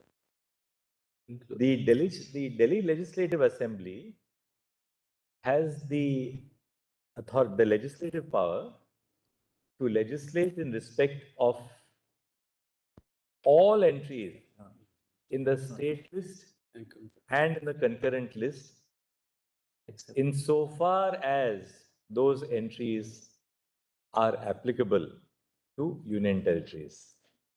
That third aspect, according to you, is a limiting feature, which has not been noticed by the judgment of the majority in the NCTD case. No doubt about the fact that Parliament has the power to legislate entirely in respect of the state list and the concurrent list. No dispute about the fact that the Delhi Legislative Assembly has no legislative jurisdiction over entries 1 to 18, 64, 65, 66, insofar as they relate. But third, even in respect of other entries in the state list and concurrent list, other than 1, 2, and 18, the Delhi Legislative Assembly has the authority to legislate only insofar as those entries are applicable. Only insofar as they are applicable to union territories. Now, moot question. Does the legislative entry of services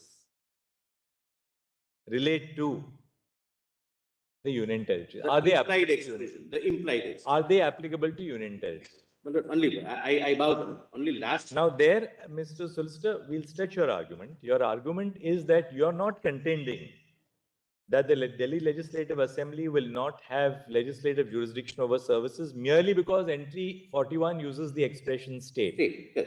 Because that you're trying to bring it within the fold of my judgment. I also say that, well, merely because state includes union territories in 358 of the General Constitution Act, it doesn't mean that every item in the state or concurrent list which refers to state will also include union territories. Because if the moment you say that, then the words insofar as may be applicable will cease to have meaning, right? Isn't it? So now, according to you, if you look at part 14 of the Constitution, which was amended by the 7th Amendment to the Constitution, consciously a departure was made while amending the Constitution not to bring in union territories into part 14 of the Constitution. So now I think what you really need to focus on is, Sir, how do you tell us that you admit I'll immediately that come on. services were never intended to be. That is right. I'll do. I'll immediately do that. Only my worry. I bow down. It's not my attempt to. Second aspect, I think two things which you may, as you're having your lunch, you may focus on these two aspects. One, how you argue that the legislative control over services were never intended to be part of the legislative powers of the Delhi Legislative Assembly. Two, even if we concede your argument that legislative authority over services is vested exclusively in Parliament, what about the executive power of the Delhi government? It is always co-terminus. If I don't have No, not legislative power- necessarily. No, It's not. not necessarily. That's the problem with, that's an area which we will have, as Brother Nasima also said. Because See that. even if Parliament has legislative control over certain areas, the executive control over those areas is still vested with the states. Still a legislation is made by the Parliament. And the state here, union territory may vest in union territory, which in fact I'll show in law would mean LT. That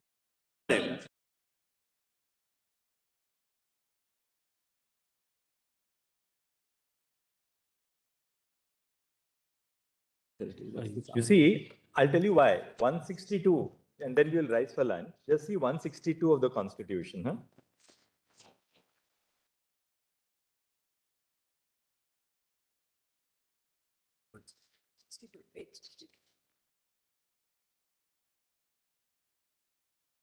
See the proviso to 162. yes, provided that in any matter with respect to which the legislature of the state and parliament have power to make laws, the executive power of the state shall be subject to and limited by the executive power expressly conferred by this constitution or by any law made by parliament upon the union or authorities thereof.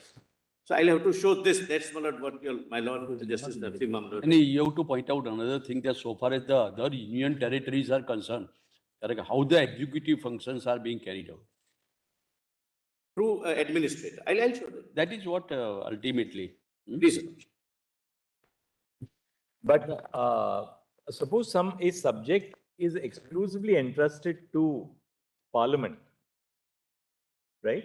By in list 1, list 3, there's no problem. Suppose a subject is entrusted exclusively to Parliament in list 1. Does the state exercise executive power? Can the state exercise executive power in respect of that subject? A, the state.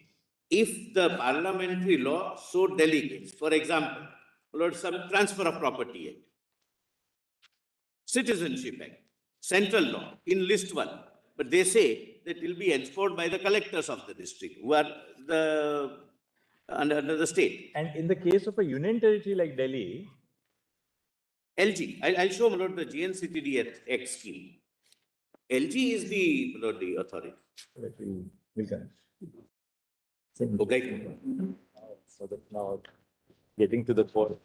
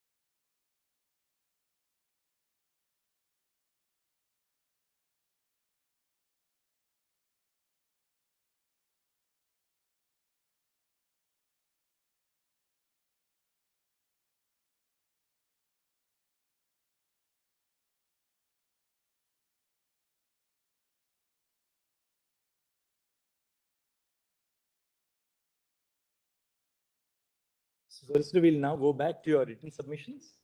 Yes, but before that, but only few paragraphs from Justice Bhushan's view in the Constitution bench on this for completeness, my lord, on Yeah. insofar as, my lord. Then I'll immediately, my lord, assist your lordship with the.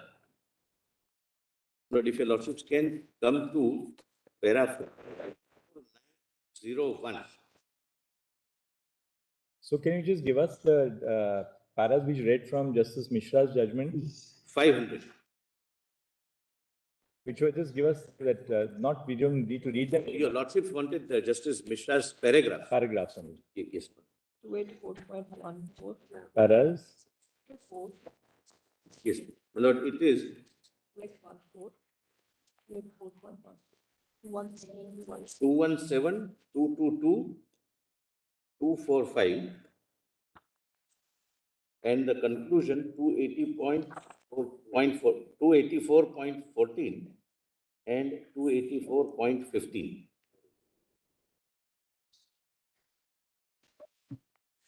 yes. And I'm sorry, no, 204 also. And the contention which we raised is in para 13. I'll give, my lord, a short note, my lord, which And para contains. my judgment, which are the paras you say? Pardon? My judgment? Yes. 316, I think. Is that right, SG? 316460. Yes. Wow. 316, my lord, and 463. 4. 460, 461, 462, and 463. Now we go to Justice Bhushan.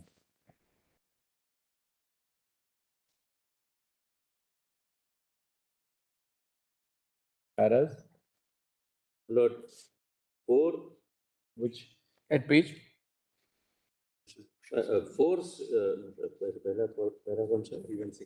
316, my lord.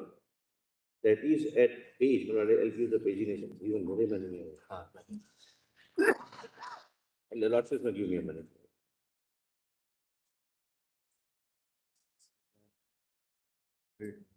4812, my lord. PDF page 4812. 4816, my lord, sorry. Because first four paras are then 421. 4. 421, page 4860. And 460.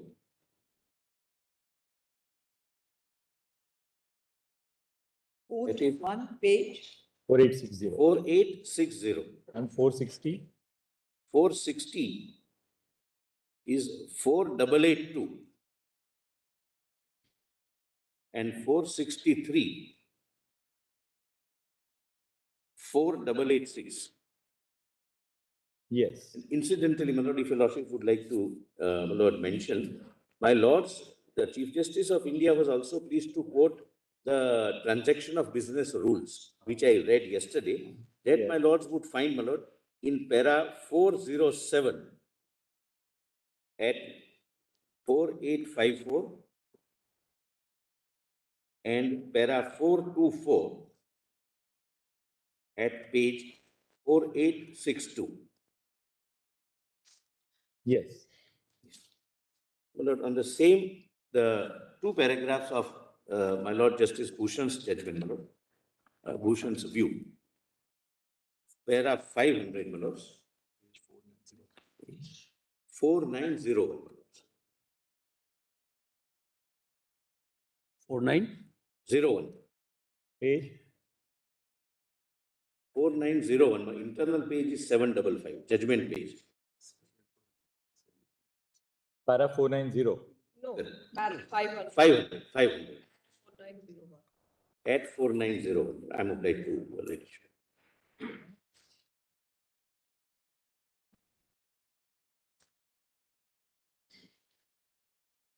Yes.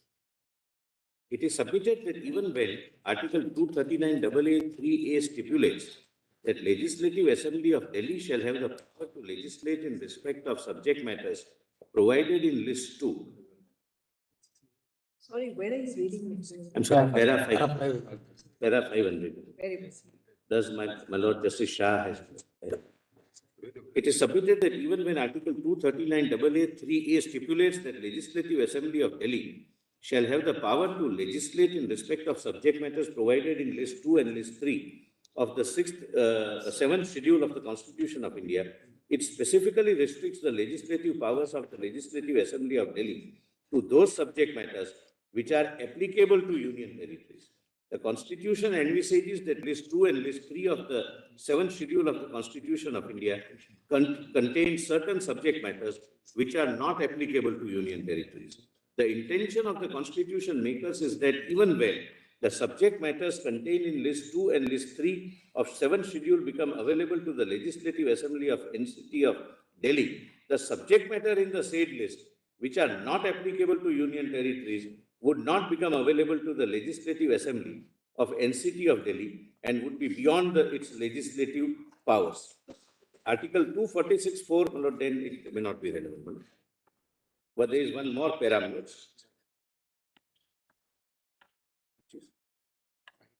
550. 4927 of PDF. 550. Four, Same conclusion. para, 550. 550.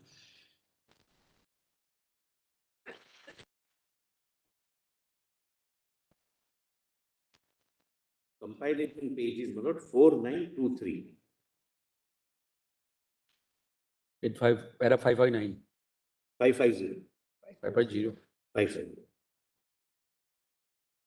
The above, your lordship gets to. My lords have that.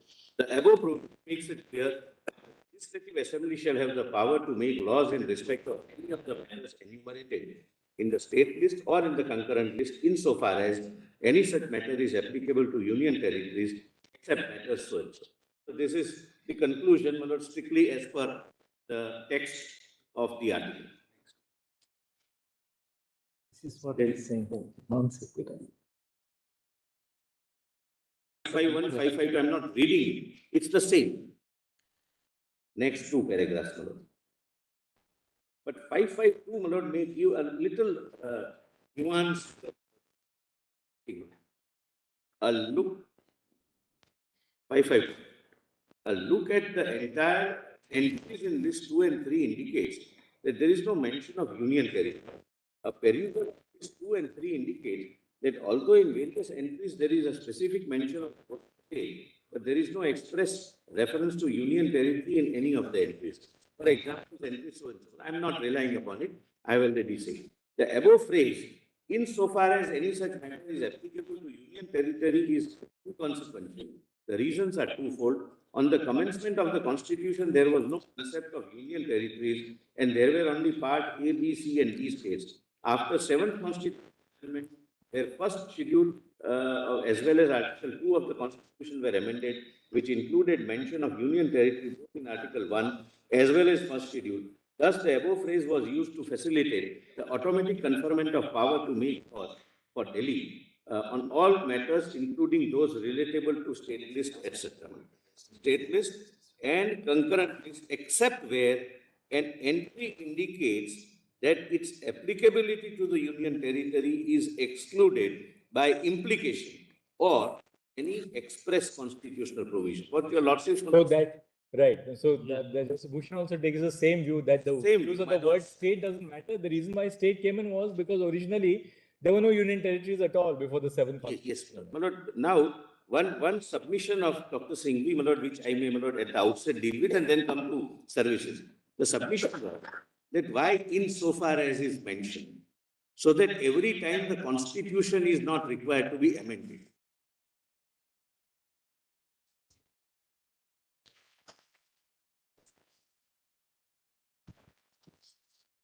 That was the submission.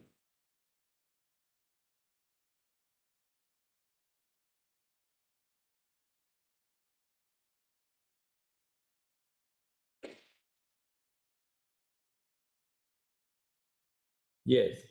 Lord, your lordships may your Lordship knows, Article 239 AA itself came by way of a constitutional amendment. If the Parliament wanted to amend it, it would have said that entry so and so are excluded.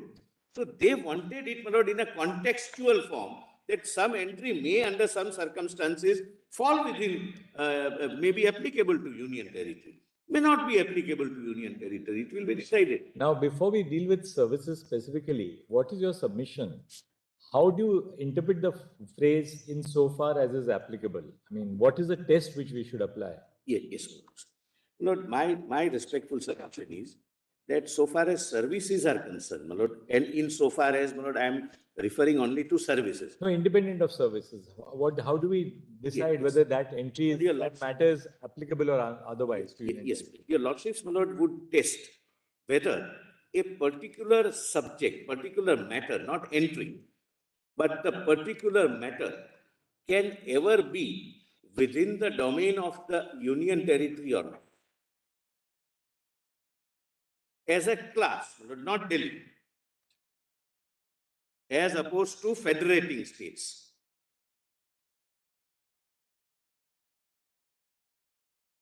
Now, taking an example, my lord, of services, as I have already indicated, I'm sorry. Yes. As I have already indicated, Lord, union territories are extension of the union government by definition and even constitutionally.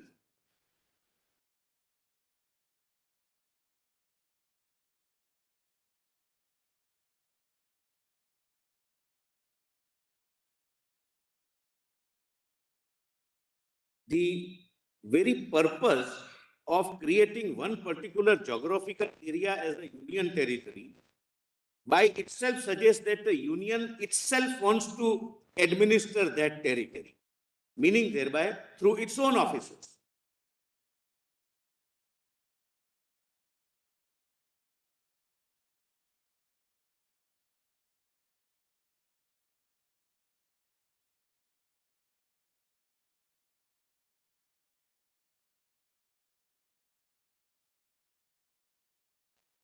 Yes. So, all union territories are administered by central civil services officers.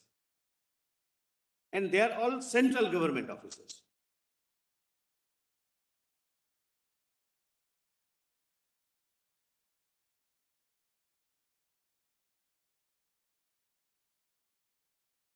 Then what is the purpose of having an elected government in Delhi at all?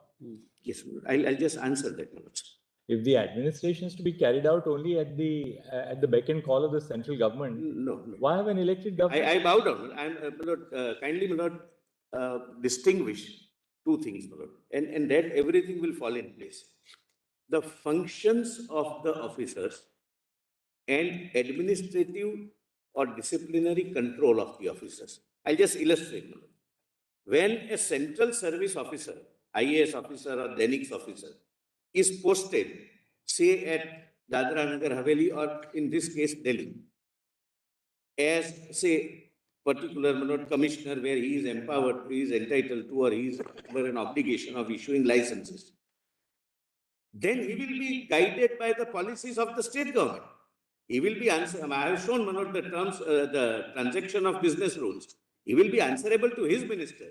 His minister will formulate the policy of license, how to give license, how not to give license, what are the parameters to be considered, how this ministry would run. That functional control will be that of the minister, of the elected one. We are concerned with administrative control. Who puts, who appoints, who posts, who transfers, who departmentally prosecutes. That officer cannot ask the Home Secretary whether I should give the license or not. He may have to ask his minister that whether I should give license or not. So there are two different things. Functional control is obviously with the minister concerned. That's the transaction of business rules. But suppose the officer is not properly discharging functions. Now see how anomalous this would be. If an officer is not discharging his functional role properly, the Delhi government will have no role then to say that, well, I'll shift this person and get someone else. Lord, even Can that ever be? I'll If answer. functional control you concede in terms of the TBR also has to be with the Delhi government, then can we say that, look, you will have no, they will have no jurisdiction or no authority in respect of where he will be posted, whether he should be in education or whether she should be in environment or whether she should be in somebody else should be on something else. Lord, I'll answer that question, and I must Road answer that construction. question, my Lord, squarely. My Lord, the examples given were, my Lord, very, very simplistic examples that I don't want this man to be in the health and I want him to be in the industry. Look, can I not do that? Lord, let us examine the fundamental question why that control is necessary.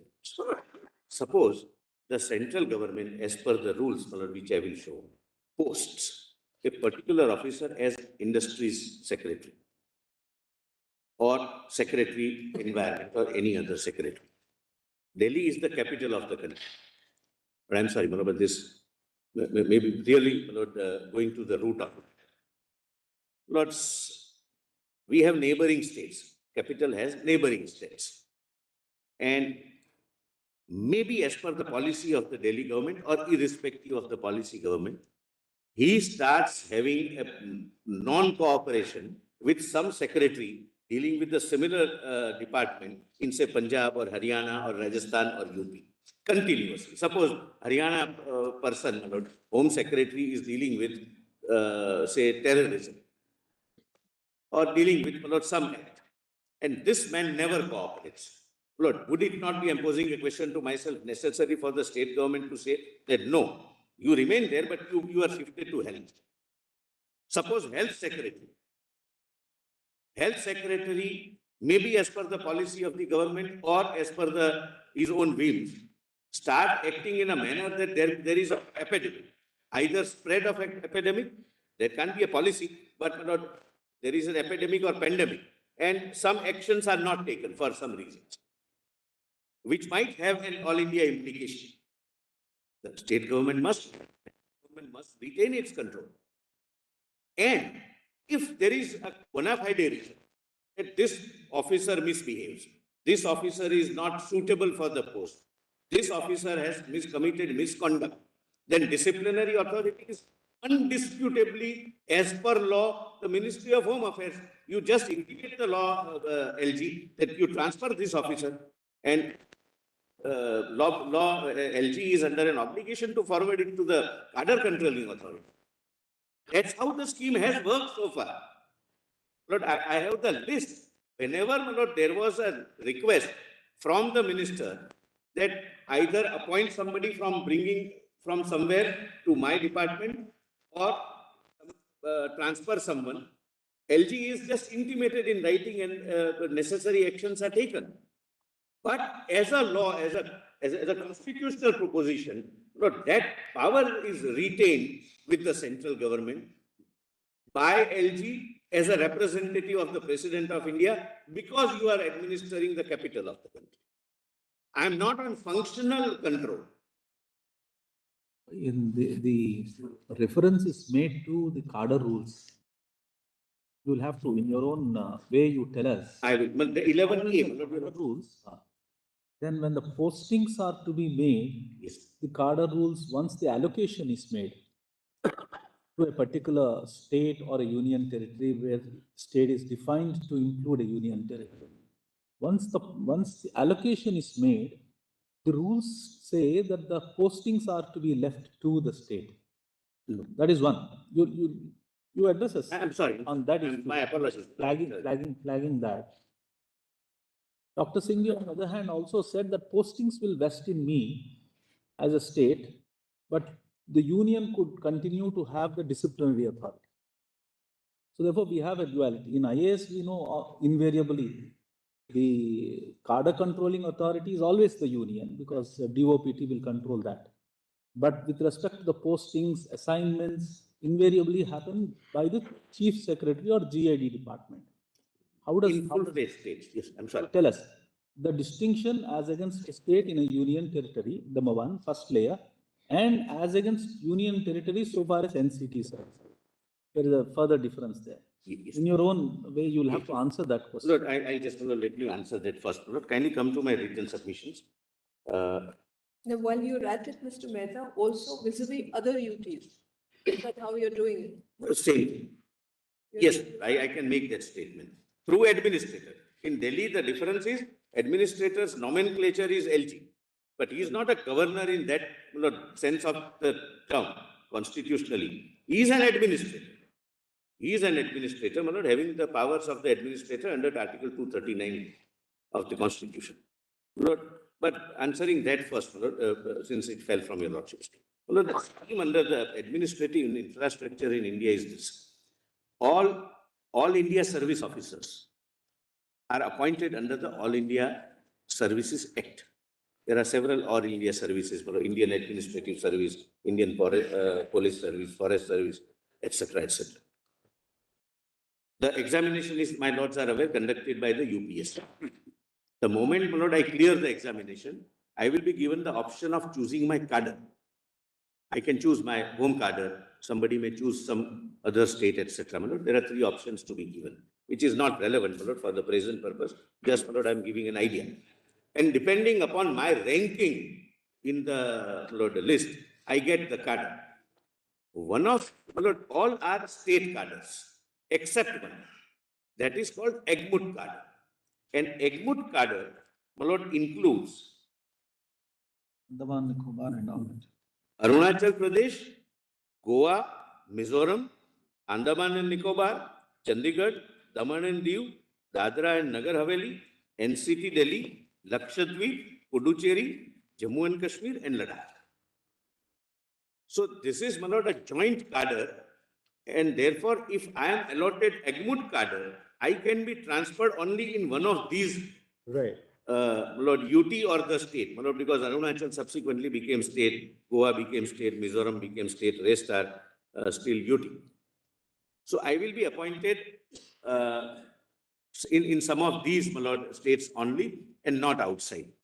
There is no separate cadre, union territory wise. Now, my lord, immediately answering, and then, my lord, I'll take your lordships to this, my lord.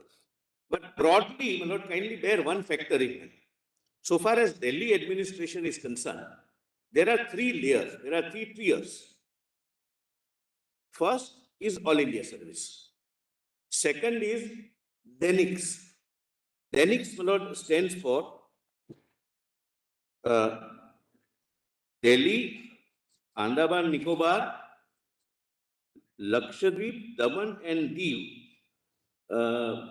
Dadra and Nagar Haveli, central services, civil services. But it is a central service, I will show. So selected by UPSC, it is a central service. They are central government employees. Normally referred to as Group B services. Group B services. Your lordships are right. That Group B IAS service. exams, everybody knows. Pardon? In the IAS examination, people know. A- Group A, Group B service. Group B services. My lord. That is, my lord, the second tier. Most And hierarchy conscious institutions.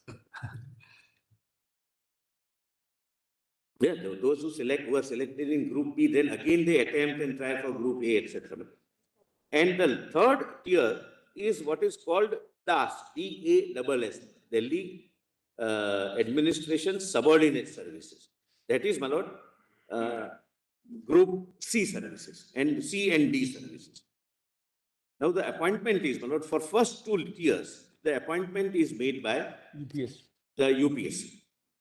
So far as third is concerned, the central government has created a board, selection board, service selection board. So class group D and C and D are selected by them. Have you formulated this in your submissions? Yes. In your submissions? Why don't we then quickly look at that paragraph so we bring focus on that? Yes, Manoj. Since in the morning. Page 52, Manoj. I know. Yes. Yes. On services.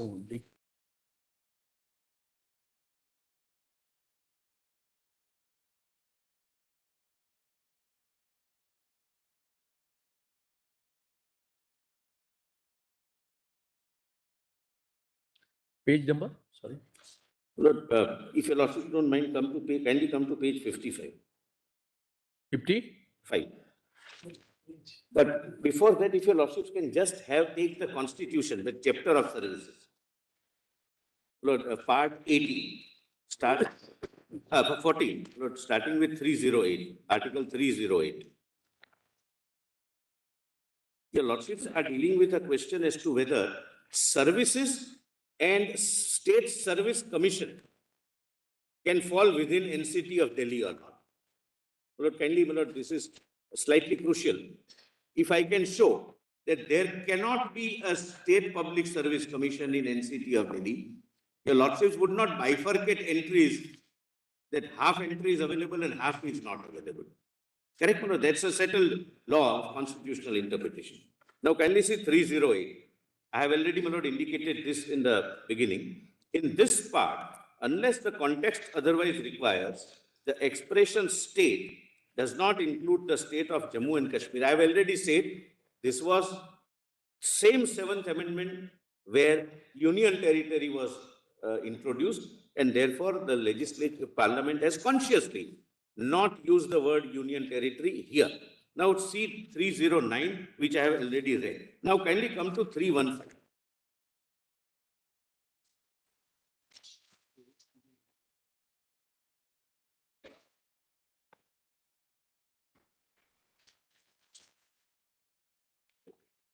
Then I'll take your losses through the written submissions. Subject to the provisions of this article, your lordship gets, my lord? Yes. There shall be a public service commission for the union and public service commission for each state. So first of all, literal interpretation means it is the state which can have public service commission. UT is excluded in 308. That is the first submission. Then 2, which becomes more clear.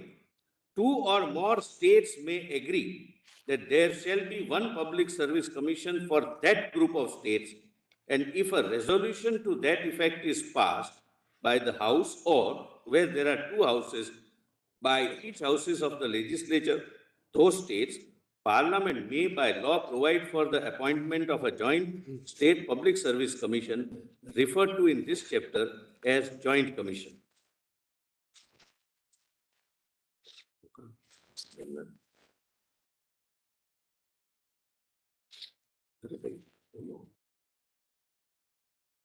Here also, it is kindly now see 4, sub-article 4. The Public Service Commission for the Union, if requested so to do by the governor of a state, may with the approval of the president agree to serve all or any of the needs of the state. And kindly see, my lord, the asterisk, what is removed? Raj Pramukh is removed. 315.4. My lord, article 315, sub-article 4, I'll read again, my lord, the Public Service Commission of the Union, UPSC, if requested so to do by the governor of a state, may, with the approval of the president, agree to serve all or any of the needs of. So, the governor has the power, and kindly see, my lord, the governor is replaced by Raj Pramukh. Raj Pramukh was only for group part A and part B states. That is, constitutional, the federating states. Part C was, Delhi was part C state. And most importantly, this Raj Pramukh is also deleted and governor is made by the very same amendment by which union territory came into picture. So this completely excludes a possibility of union territory having a public service commission.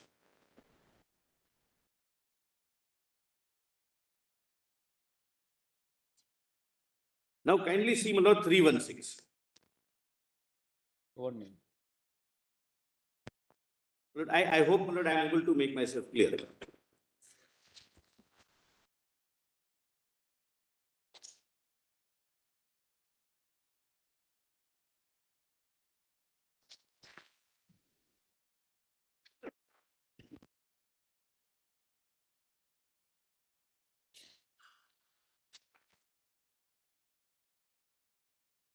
Look, the submission is the very same amendment, namely 7th constitutional amendment, which introduces union territory, which introduces administrator for union territory, amends Article 315 to include only the governor, meaning thereby here state means state, not union territory.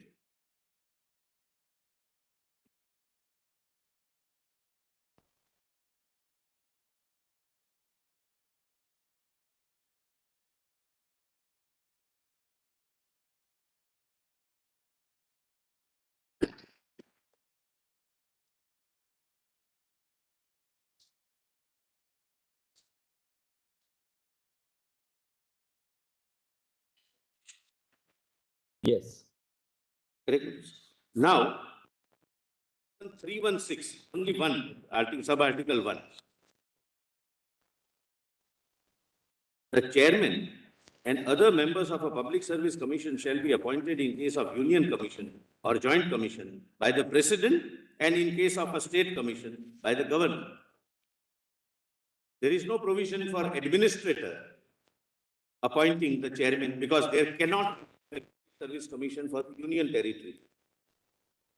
Reading Article 30A, 315 and the 7th constitutional amendment, which all brought this scheme together. Reading them together, they cannot be. So if one entry says state services and state public service commission, if I can satisfy your lordship that there cannot be any public service commission for union territory, then contextually the subject of services also is out, because your lordship would not bifurcate it. The legislative power would be available for half of the entry and would not be available for half of the entry. You are driving at the proposition that their constitution do not contemplate services for union territories. Correct. I'm grateful. Independent of the union services. Yes, there are only two services contemplated under part 14, union services and state services. For union territories, the union services go and serve. There is no third category of service. Otherwise, it will be equated with the state, Correct. union territory. Correct. Or maybe central services, because union territory is an extension of union. Union. It's union service. Yes. Union service. There cannot be a third service there is no third service contemplated under the Constitution. Now, my lord,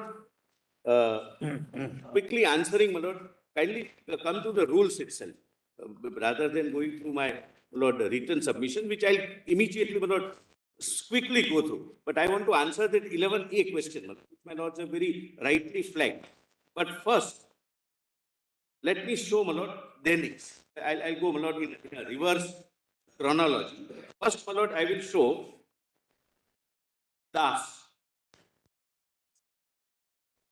Lord, there is a compilation 4, my lord, I yesterday, my lord, sir, late night it was circulated, my lord, but it contains rules and only 4 or 5 pages are relevant.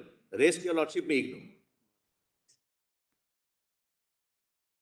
But for ignoring also, we have to go through the entire thing. My apologies. That is number 4, right? Yes, volume number 4. One day in the life of a judge. Yes, my lord, that.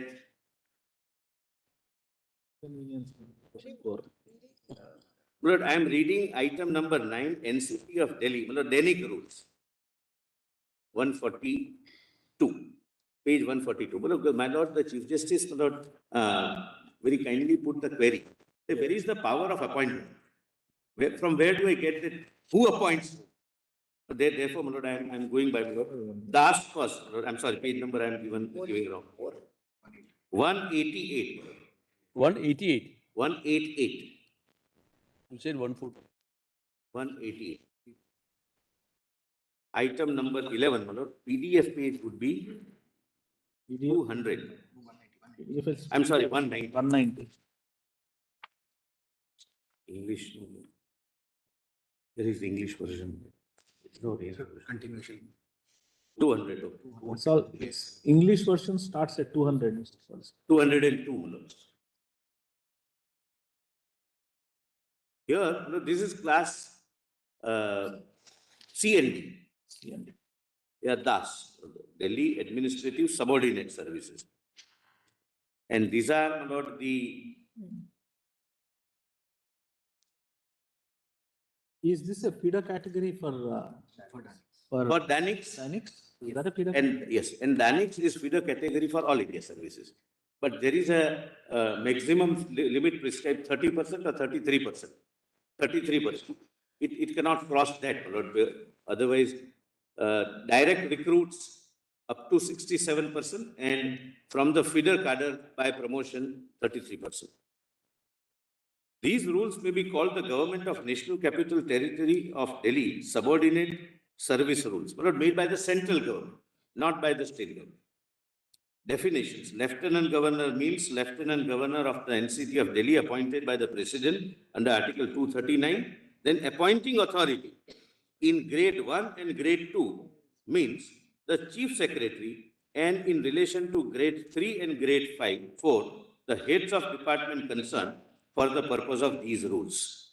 Then commission means the Union Public Service Commission. Then direct recruitment means recruitment through competitive examination held by Delhi Subordinate Service Selection Board. And board means Service Selection Board. Then your lordships, my Lord Justice Narasimha rightly pointed out, my Lord, grading also is given in Rule 3. This was what I was saying. My Lord, kindly Rule N.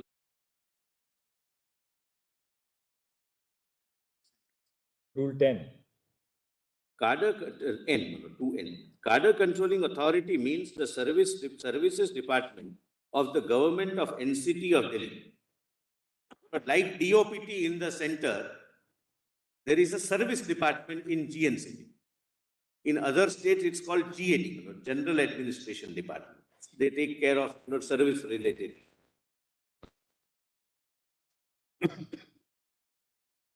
Then, my Lord, this cadre controlling authority, Lord, kindly see Rule 11 at page 203.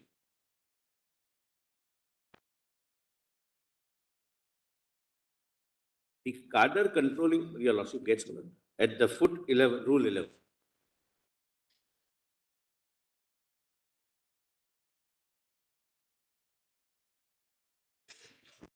My Lord, liability of the service unless he is on leave, the lordship can. The cadre controlling authority may transfer the members of the service from one office to another office within the service from time to time. Because they are not all India. They are not supposed to work at all India. They are central civil services officers, but they can be transferred only with GNCP. Because of the Other controlling authority means the services department of the government of the government of NCT of Delhi. Yes. Correct. That's what I'm Solicitor. Subject. Thing is appointing. Crucial thing is appointing. That's chief secretary. That's appointing authority will be the person who ultimately have the discipline and other control. That's the chief secretary. Correct. That's the chief secretary. Chief secretary. That's a crucial. Correct. In I read that one first. I read that. Authority is the chief secretary. to be. Yes. This is clerks, peons, etc. Now, my Lord, come to Denix. That is at page 140. CV 4. New CV. New. 142. All are on record. File together. 142. PDF 144.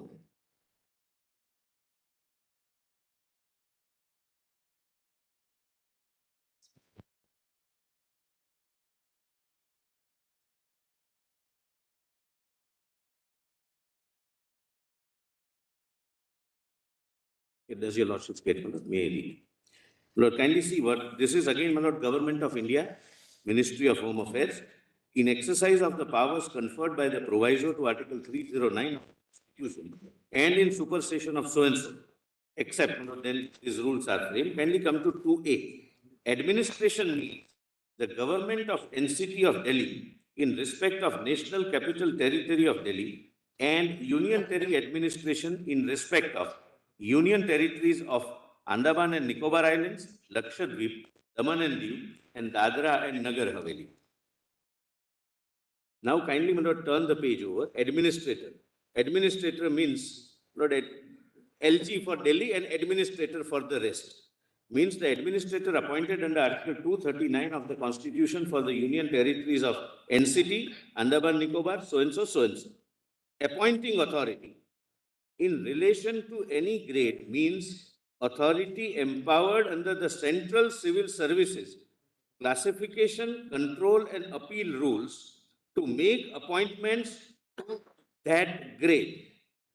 So your lordship may mark on the side Rule 9 of the Central Civil Services Classification, Control and Appeal Rules, which is, my lord, the Honorable President. Now, my lord, G, 2G. Cadre Controlling Authority means the Government of India in the Ministry of Home Affairs. This is the Cadre Controlling Authority. Commission means the Union Public Service Commission. Then government means the Government of India. O, service means National Capital Territory, that is Delhi. Then kindly see 3, composition of service and its classification. There shall be constituted a service known as National Capital Territory of Delhi, Andaman and Nicobar. Well, kindly see 3. The post in junior administrative grade 1, and selection grade shall be Central Civil Services Group A post, and those in the entry grade shall be Central Civil Services Group B post, just to show that they are central services. Now kindly come to Lord, Rule 11 and 12. That is directly, my lord, on the point. At page 149, 151 of the PDF. Your lordships gets that, my lord Justice Nasimha. Bottom, my lord, Rule 11. Appointment to the service. All appointment to the service shall be made by the appointing authority to the junior administrative grade 1 or junior administrative grade 2 or selection grade or entry grade of the service and not against any specific post included in the service. Now posting. Every member of the service allocated to an administration shall, unless he is appointed to an ex-cadre post or is otherwise not available for holding a duty post owing to exigencies of public service, be posted against a duty post under the administration by the administrator concerned. Administrator means LG under 239. Only in question of this eventuality. No.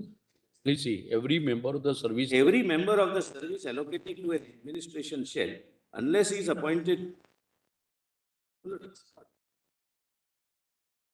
he is the appointing authority. Except in those cases. That is what I. Yes, your lordships are right.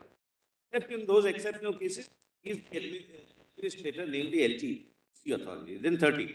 The government shall, from time to time, allocate a member of the service to any administration for posting in terms of Rule 12. Look, this is, NX is for all these union territories, including NCT of Delhi. Unlike DAS, which can be transferred and they can be, but they should be working only in NCT. They can go to Lakshadweep, they can go to Arunachal, they can go to any of these named territories or the states. And the government of, means the government of India here in this. 2K, but what I have read. So, cadre controlling authority is MHA, government is Government of India, posting by the administrator, and of course, departmental action also by the appointing authority. That goes without saying. Now, coming to the third, all India services. And kindly bear in mind, I am not for a second saying that control means functional control, that how you will discharge your functions. That's not the function. That is as per the transaction of business rules. If a health secretary is supposed to discharge certain functions, he has to say purchase something. Then he did not ask the health secretary of the union. He will go by the health ministry of GNCTD, the health minister of GNCTD. Control is administrative control, posting, transfer, departmental action, etc. That's the issue here. Kindly, my lord, come to page 1 of this compilation. Indian Administrative Service recruitment rules.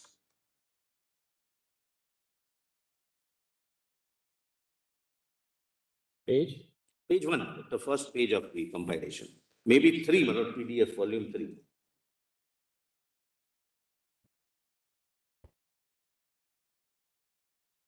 These rules may be called the Indian Administrative Services Recruitment Rules. Then commission means UPSC, then AA. Direct recruit means a person appointed to the service, but we are not concerned. B. Joint cadre and state cadre have the meaning specific respectively assigned to them in the Indian Administrative Service cadre rules. Then E, service means IAS. 3, well, it keeps on adding IAS, IPS, IFS, but that we are not concerned. Here we are concerned only with the Indian Administrative Service. State means a state specified in the first schedule to the Constitution and includes union territory. Well, this came in 1958. After, my lord, 7th Amendment in 1956, Union territory was here consciously added.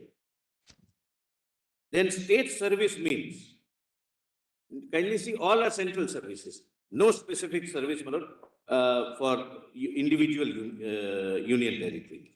For the purpose of filling up the vacancies in the Indian Administrative Service cadre for Arunachal Pradesh, Goa, Mizoram, Union territories under Rule 9, and the following service named: A. Delhi and Andaman Nicobar Island, there is DENIX. Correct, madams? Who is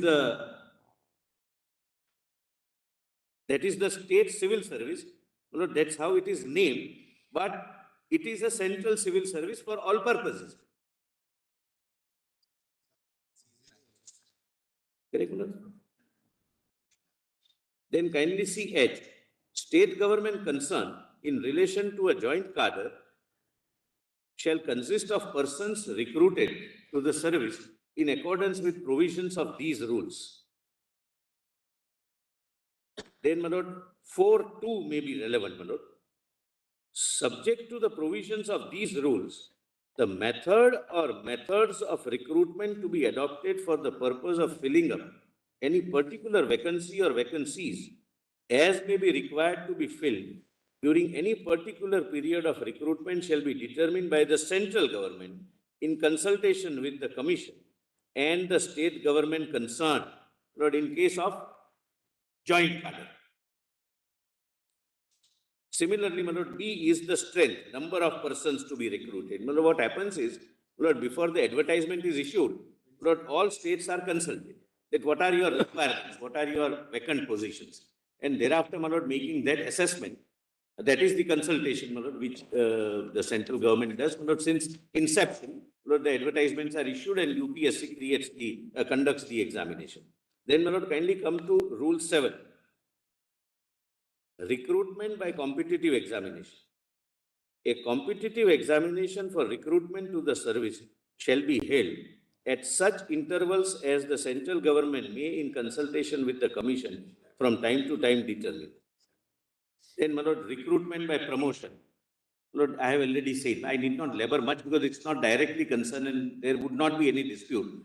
DENIX is the feeder cadre for promotion to all India services. Inter area, there can be other feeder cadres also, like Maharashtra Administrative Service or Gujarat Administrative Service, etc. But now kindly come to All India Services Discipline and Appeal Rules. Page 9. PDF page 11. Kindly see 2C. Who is the disciplinary authority? The Lordship gets, no?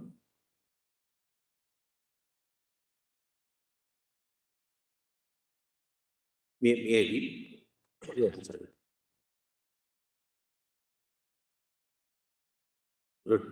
PDF page 11.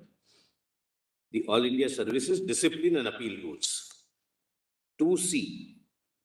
May I read, madams? Government means in case of a member of the service serving in connection with the affairs of a state or who is deputed for service in any company, association, or body of individuals, whether incorporated or not, which is wholly or substantially owned or controlled by the government of a state or in local authority set up by an act of legislature of a state, the government of that state. When melodies goes to the state cadres, Gujarat cadre, Maharashtra cadre, etc. Two, in any other case, the central government. So for central services, functioning, kindly remember 309, working in the affairs of the union is the expression used. So those who are working in the affairs of the union, the central government is the disciplinary authority. So that's the limited purpose of this. Now, my lord, kindly see, my lord, that query which fell from my lord Justice Narasimha. I may, my lord, kindly respectfully try to answer that. Kindly come to PDF page 91, that rule 11A. There is a dichotomy in the drafting, but I'll be able to, my lord, remove that dichotomy, my lord, if the way I intend to read it, my lord, I can persuade you. Page 91. 91, my lord. PDF page 91, my lord. 90. 91. What is that? Cadre rules. My lord, Indian Administrative Service cadre rules. My lord, this, my lord, possibly, my lord, my lord's Justice Narasimha was referring to this 11A, my lord, in this. Correct. I'll just, my lord, try and harmonize the reading of 10A. My lord, there is an apparent dichotomy. My lord, kindly see the definition C. State means a state specified in the first schedule, that is federated state, the real state, to the constitution and includes a union territory. So there can be a union territory. Then there is another definition, and everything turns on this. State government concerned in relation to a joint cadre means the joint cadre authority. So state government means state government or UT, but state government concern would mean joint cadre authority. Which Why this? Which is referred to in Rule 7, Correct. postings. Exactly, my lord. And my lord, if we read section Rule 11A the way they want to read, 7 becomes redundant OTO. Please read para first. But Rule 7. Yes. Rule 7. Rule 7. All appointments to the cadre post shall be made in case of a state cadre by the state government and in case of a joint cadre by the state government concerned. Now, what is the state government concerned? Joint cabinet. Well, that's what I was trying to explain. But suppose Punjab and Haryana and Himachal, hypothetically, this is not a true example. Punjab, Haryana and Himachal decide to have a joint cadre.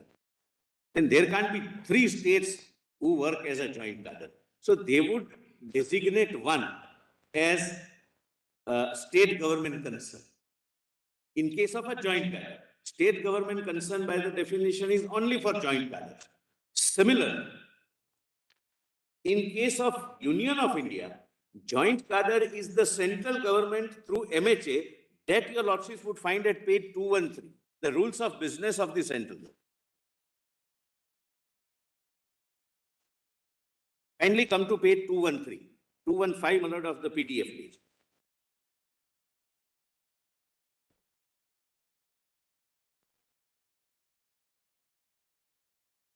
What bookmark is that? Mr. Lord, it kindly come to 308 directly. PDF bookmark. Well, 12. But it's a long rule, scholar, but I am directly coming to 308, the relevant part. This is, my lord, rules of business made by the president. But how does he get over?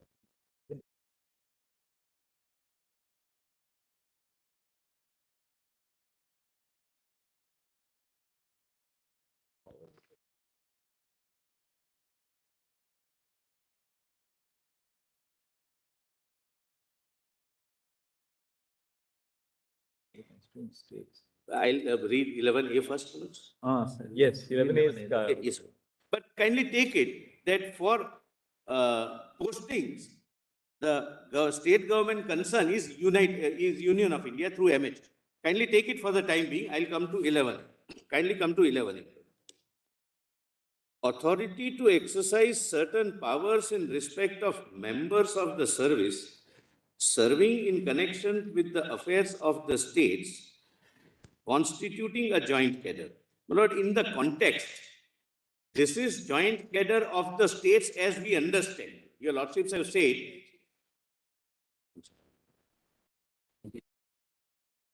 I'm sorry, page 93. A PDF page can be 95. Volume, I've got it. Thank you. yeah, 93, correct. My Lord, this is Nasima again. I'll read it again, my Lord. Authority to exercise certain powers in respect of members of the service serving in connection with affairs of the states constituting a joint cadre. Lord, here the word state is used in the sense of federating states. When there are Haryana and Himachal and Punjab, etc., not with UT. And why I say so, my Lord, kindly see. The powers of your Lordships have seen, 7 says appointing authority is the state government concern, which is Union of India. Now, the powers of the state government under the second proviso, to sub-rule 2, we are not concerned, under clause 1, so and so, and under rule 7, we are concerned with rule 7. In relation to members of the service serving in connection with the affairs of the constituent state shall be exercised by the government of that state. 7 says by the state government concerned, and here it says government of that state. So if we take literally government of that state as defined to include UT, then rule 7 becomes redundant and odious. So the only way to have harmonious construction is to read state in rule 11A as federating state. When there are joint cadre of 2 full-fledged states, then government of that state. That is, according to you, cadre controlling authority. Yes. Joint cadre controlling authority. But in case of UT, state government concern, which is MHA. Where do you get that? That will be that the state government concerned will be the MHA. Yes, I was showing that. Kindly come to page 304. That is, my lord, My own turn, I'll show it's not the MHA, it is a joint cadre controlling authority where my chief secretary also sits, but that is my turn. So joint cadre controlling authority is different. I am on. MHA is not the nodal point. It's not the state. Anyway, 213. 213. No? It starts at 213. No, these are.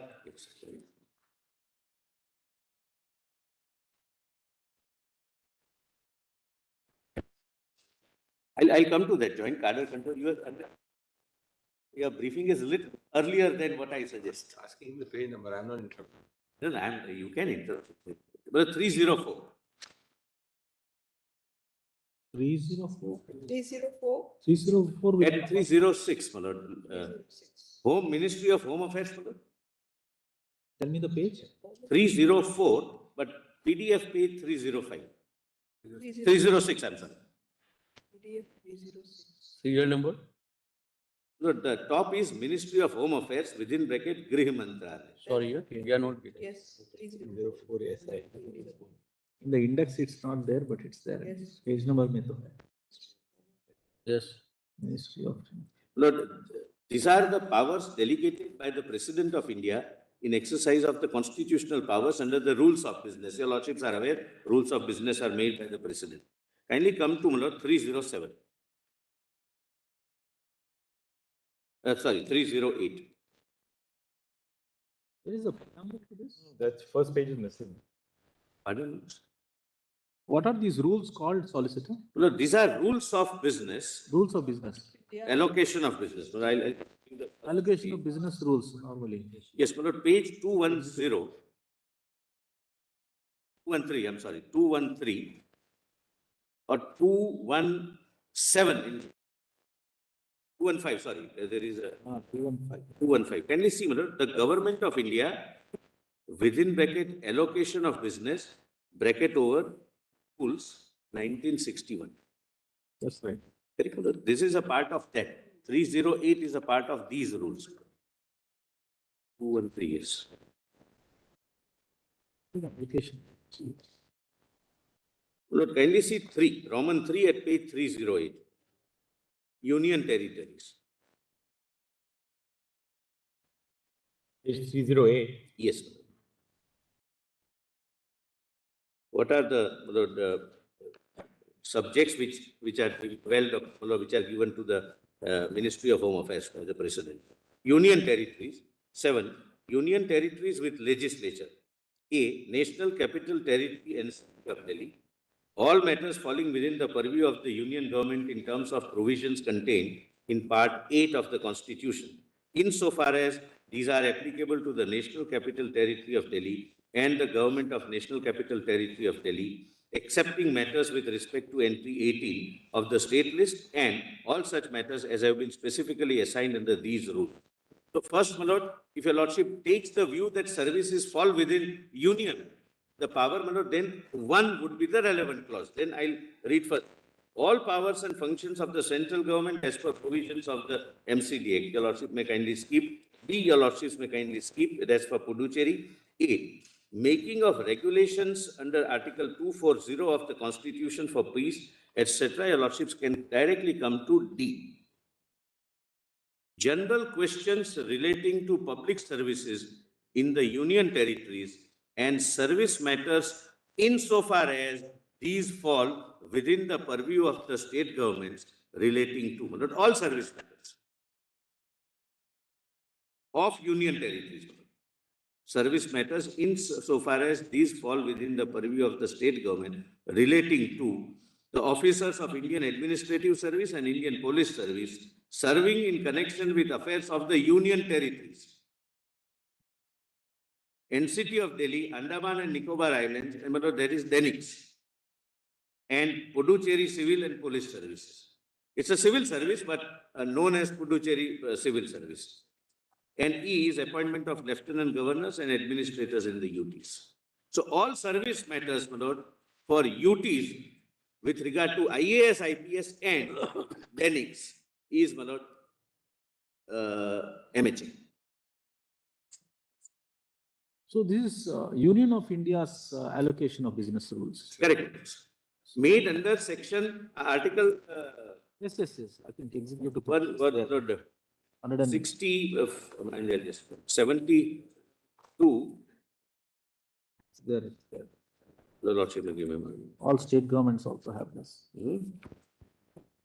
Article 77, clause 3.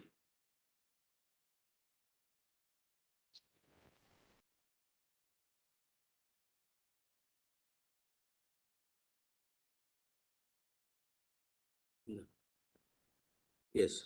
Conduct of business of the government of India, lordship. Yes.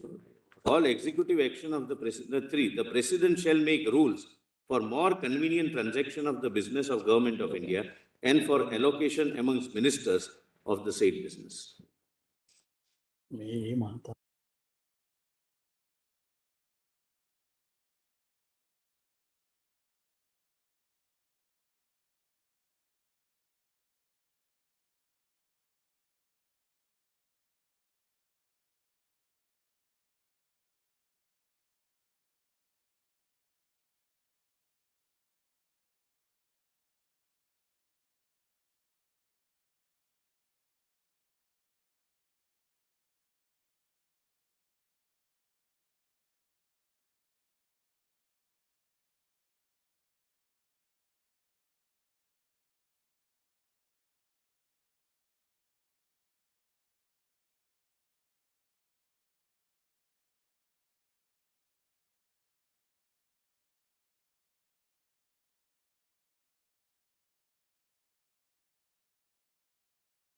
Well, how long would you take roughly? Because we are just first tell us what's your time estimate? My lord, without repeating, my lord, at least an hour. 1 hour. And in rejoining that, Dr. Singhvi, how long would you It is take? my respectful submission. I would require 120 minutes, but I'll try and do it in 90 minutes. Sorry, how much time?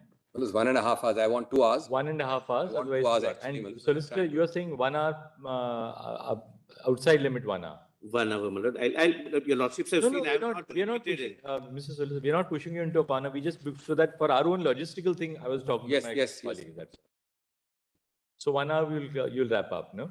1 hour sometime, my lord. 1 hour, 10 minutes. Well, All right, so If your lordships are for logistics, if your lordship would want to keep this bench only till afternoon lunch on Tuesday, is it one can way. be. I'm only making a loud over. thinking. Within one session, it can be. It can be, if see, he gives because I me have a 2 little hours, mentioning we start at 11, so you would finish, say, by 12. he's got another 45 minutes today. So I can do it tomorrow. I mean, No, today you have.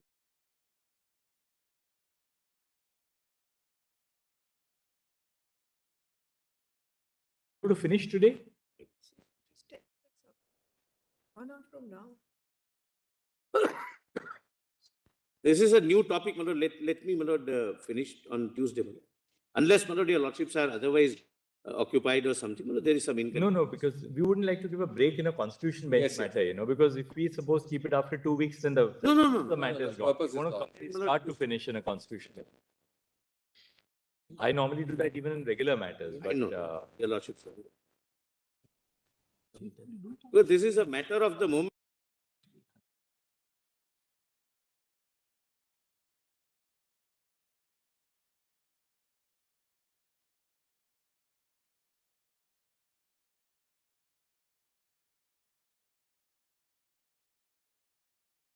what we can do is today we'll rise at 3:30 so that, if Lord, you're it's starting. 3:15 already. If your lordship can consider rising now, Lord, rather than Unless your lordships, No, we your can lordships gave an some inch. more time on that. My learned friend wants a yard, man.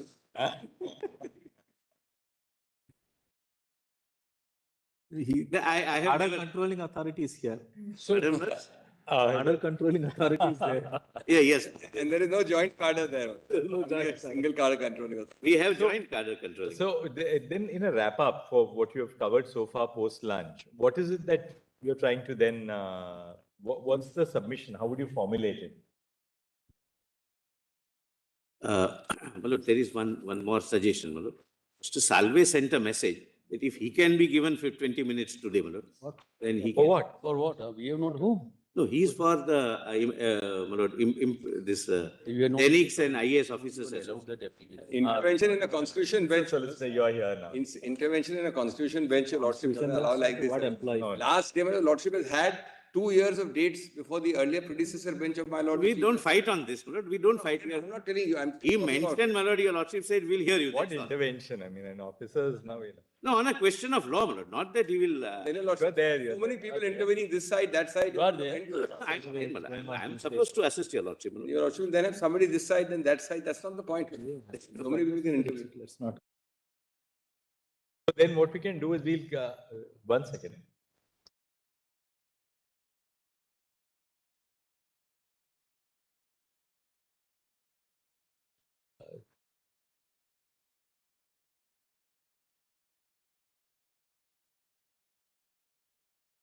Continue on Tuesday.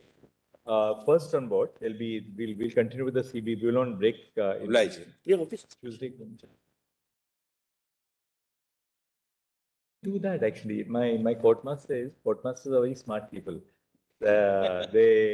Courtmaster has a suggestion that we can start at 10:30 and mentioning can be at 2:00. Yes, yes. Later. Certainly. Tuesday. I was a young judge in the Bombay High Court and you start on these specialized jurisdictions like company jurisdiction. Company registrar would tell us, sir, अब ऐसा करना होता है इसमें. There's only one. They spend their whole like a long career, in amalgamation, merger. The procedural part, they know much better than anything.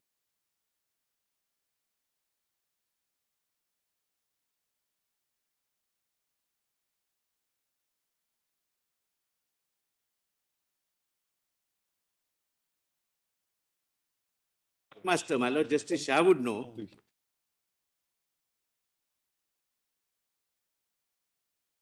I need 2 hours, I'll do it in 90 minutes. My learned friend starting at 10:30 will have to give me 90 minutes. That your lordship is able to rise at lunch. I made that, I should not be boxed in for less than 90 minutes. That's all. Whatever time I. All right, we'll give Mr. Solicitor 1 hour flat. Yes. You can take 1 hour flat. I'll do it. 2.5 As long as that's clear. So in the first session, all of you, both of you. Absolutely. If I get my 90 minutes, I'll not exceed. Whatever is there, we'll put it in. I'll not exceed. I just request you for the 90. मतलब court Chatur bhai मतलब. So my own, you see, bench clerk. Huh? The moment the matter was signed, he was ready with all the matter, judgments. He would say that there is a direct judgment on this point and he would give it to the judge. And particularly, people like our insolvency registrars in the High Court, the company registrars, because they are so well versed with the procedural I get a aspect. procedure. That's something. They are amazingly well equipped with procedure. It's about. Like.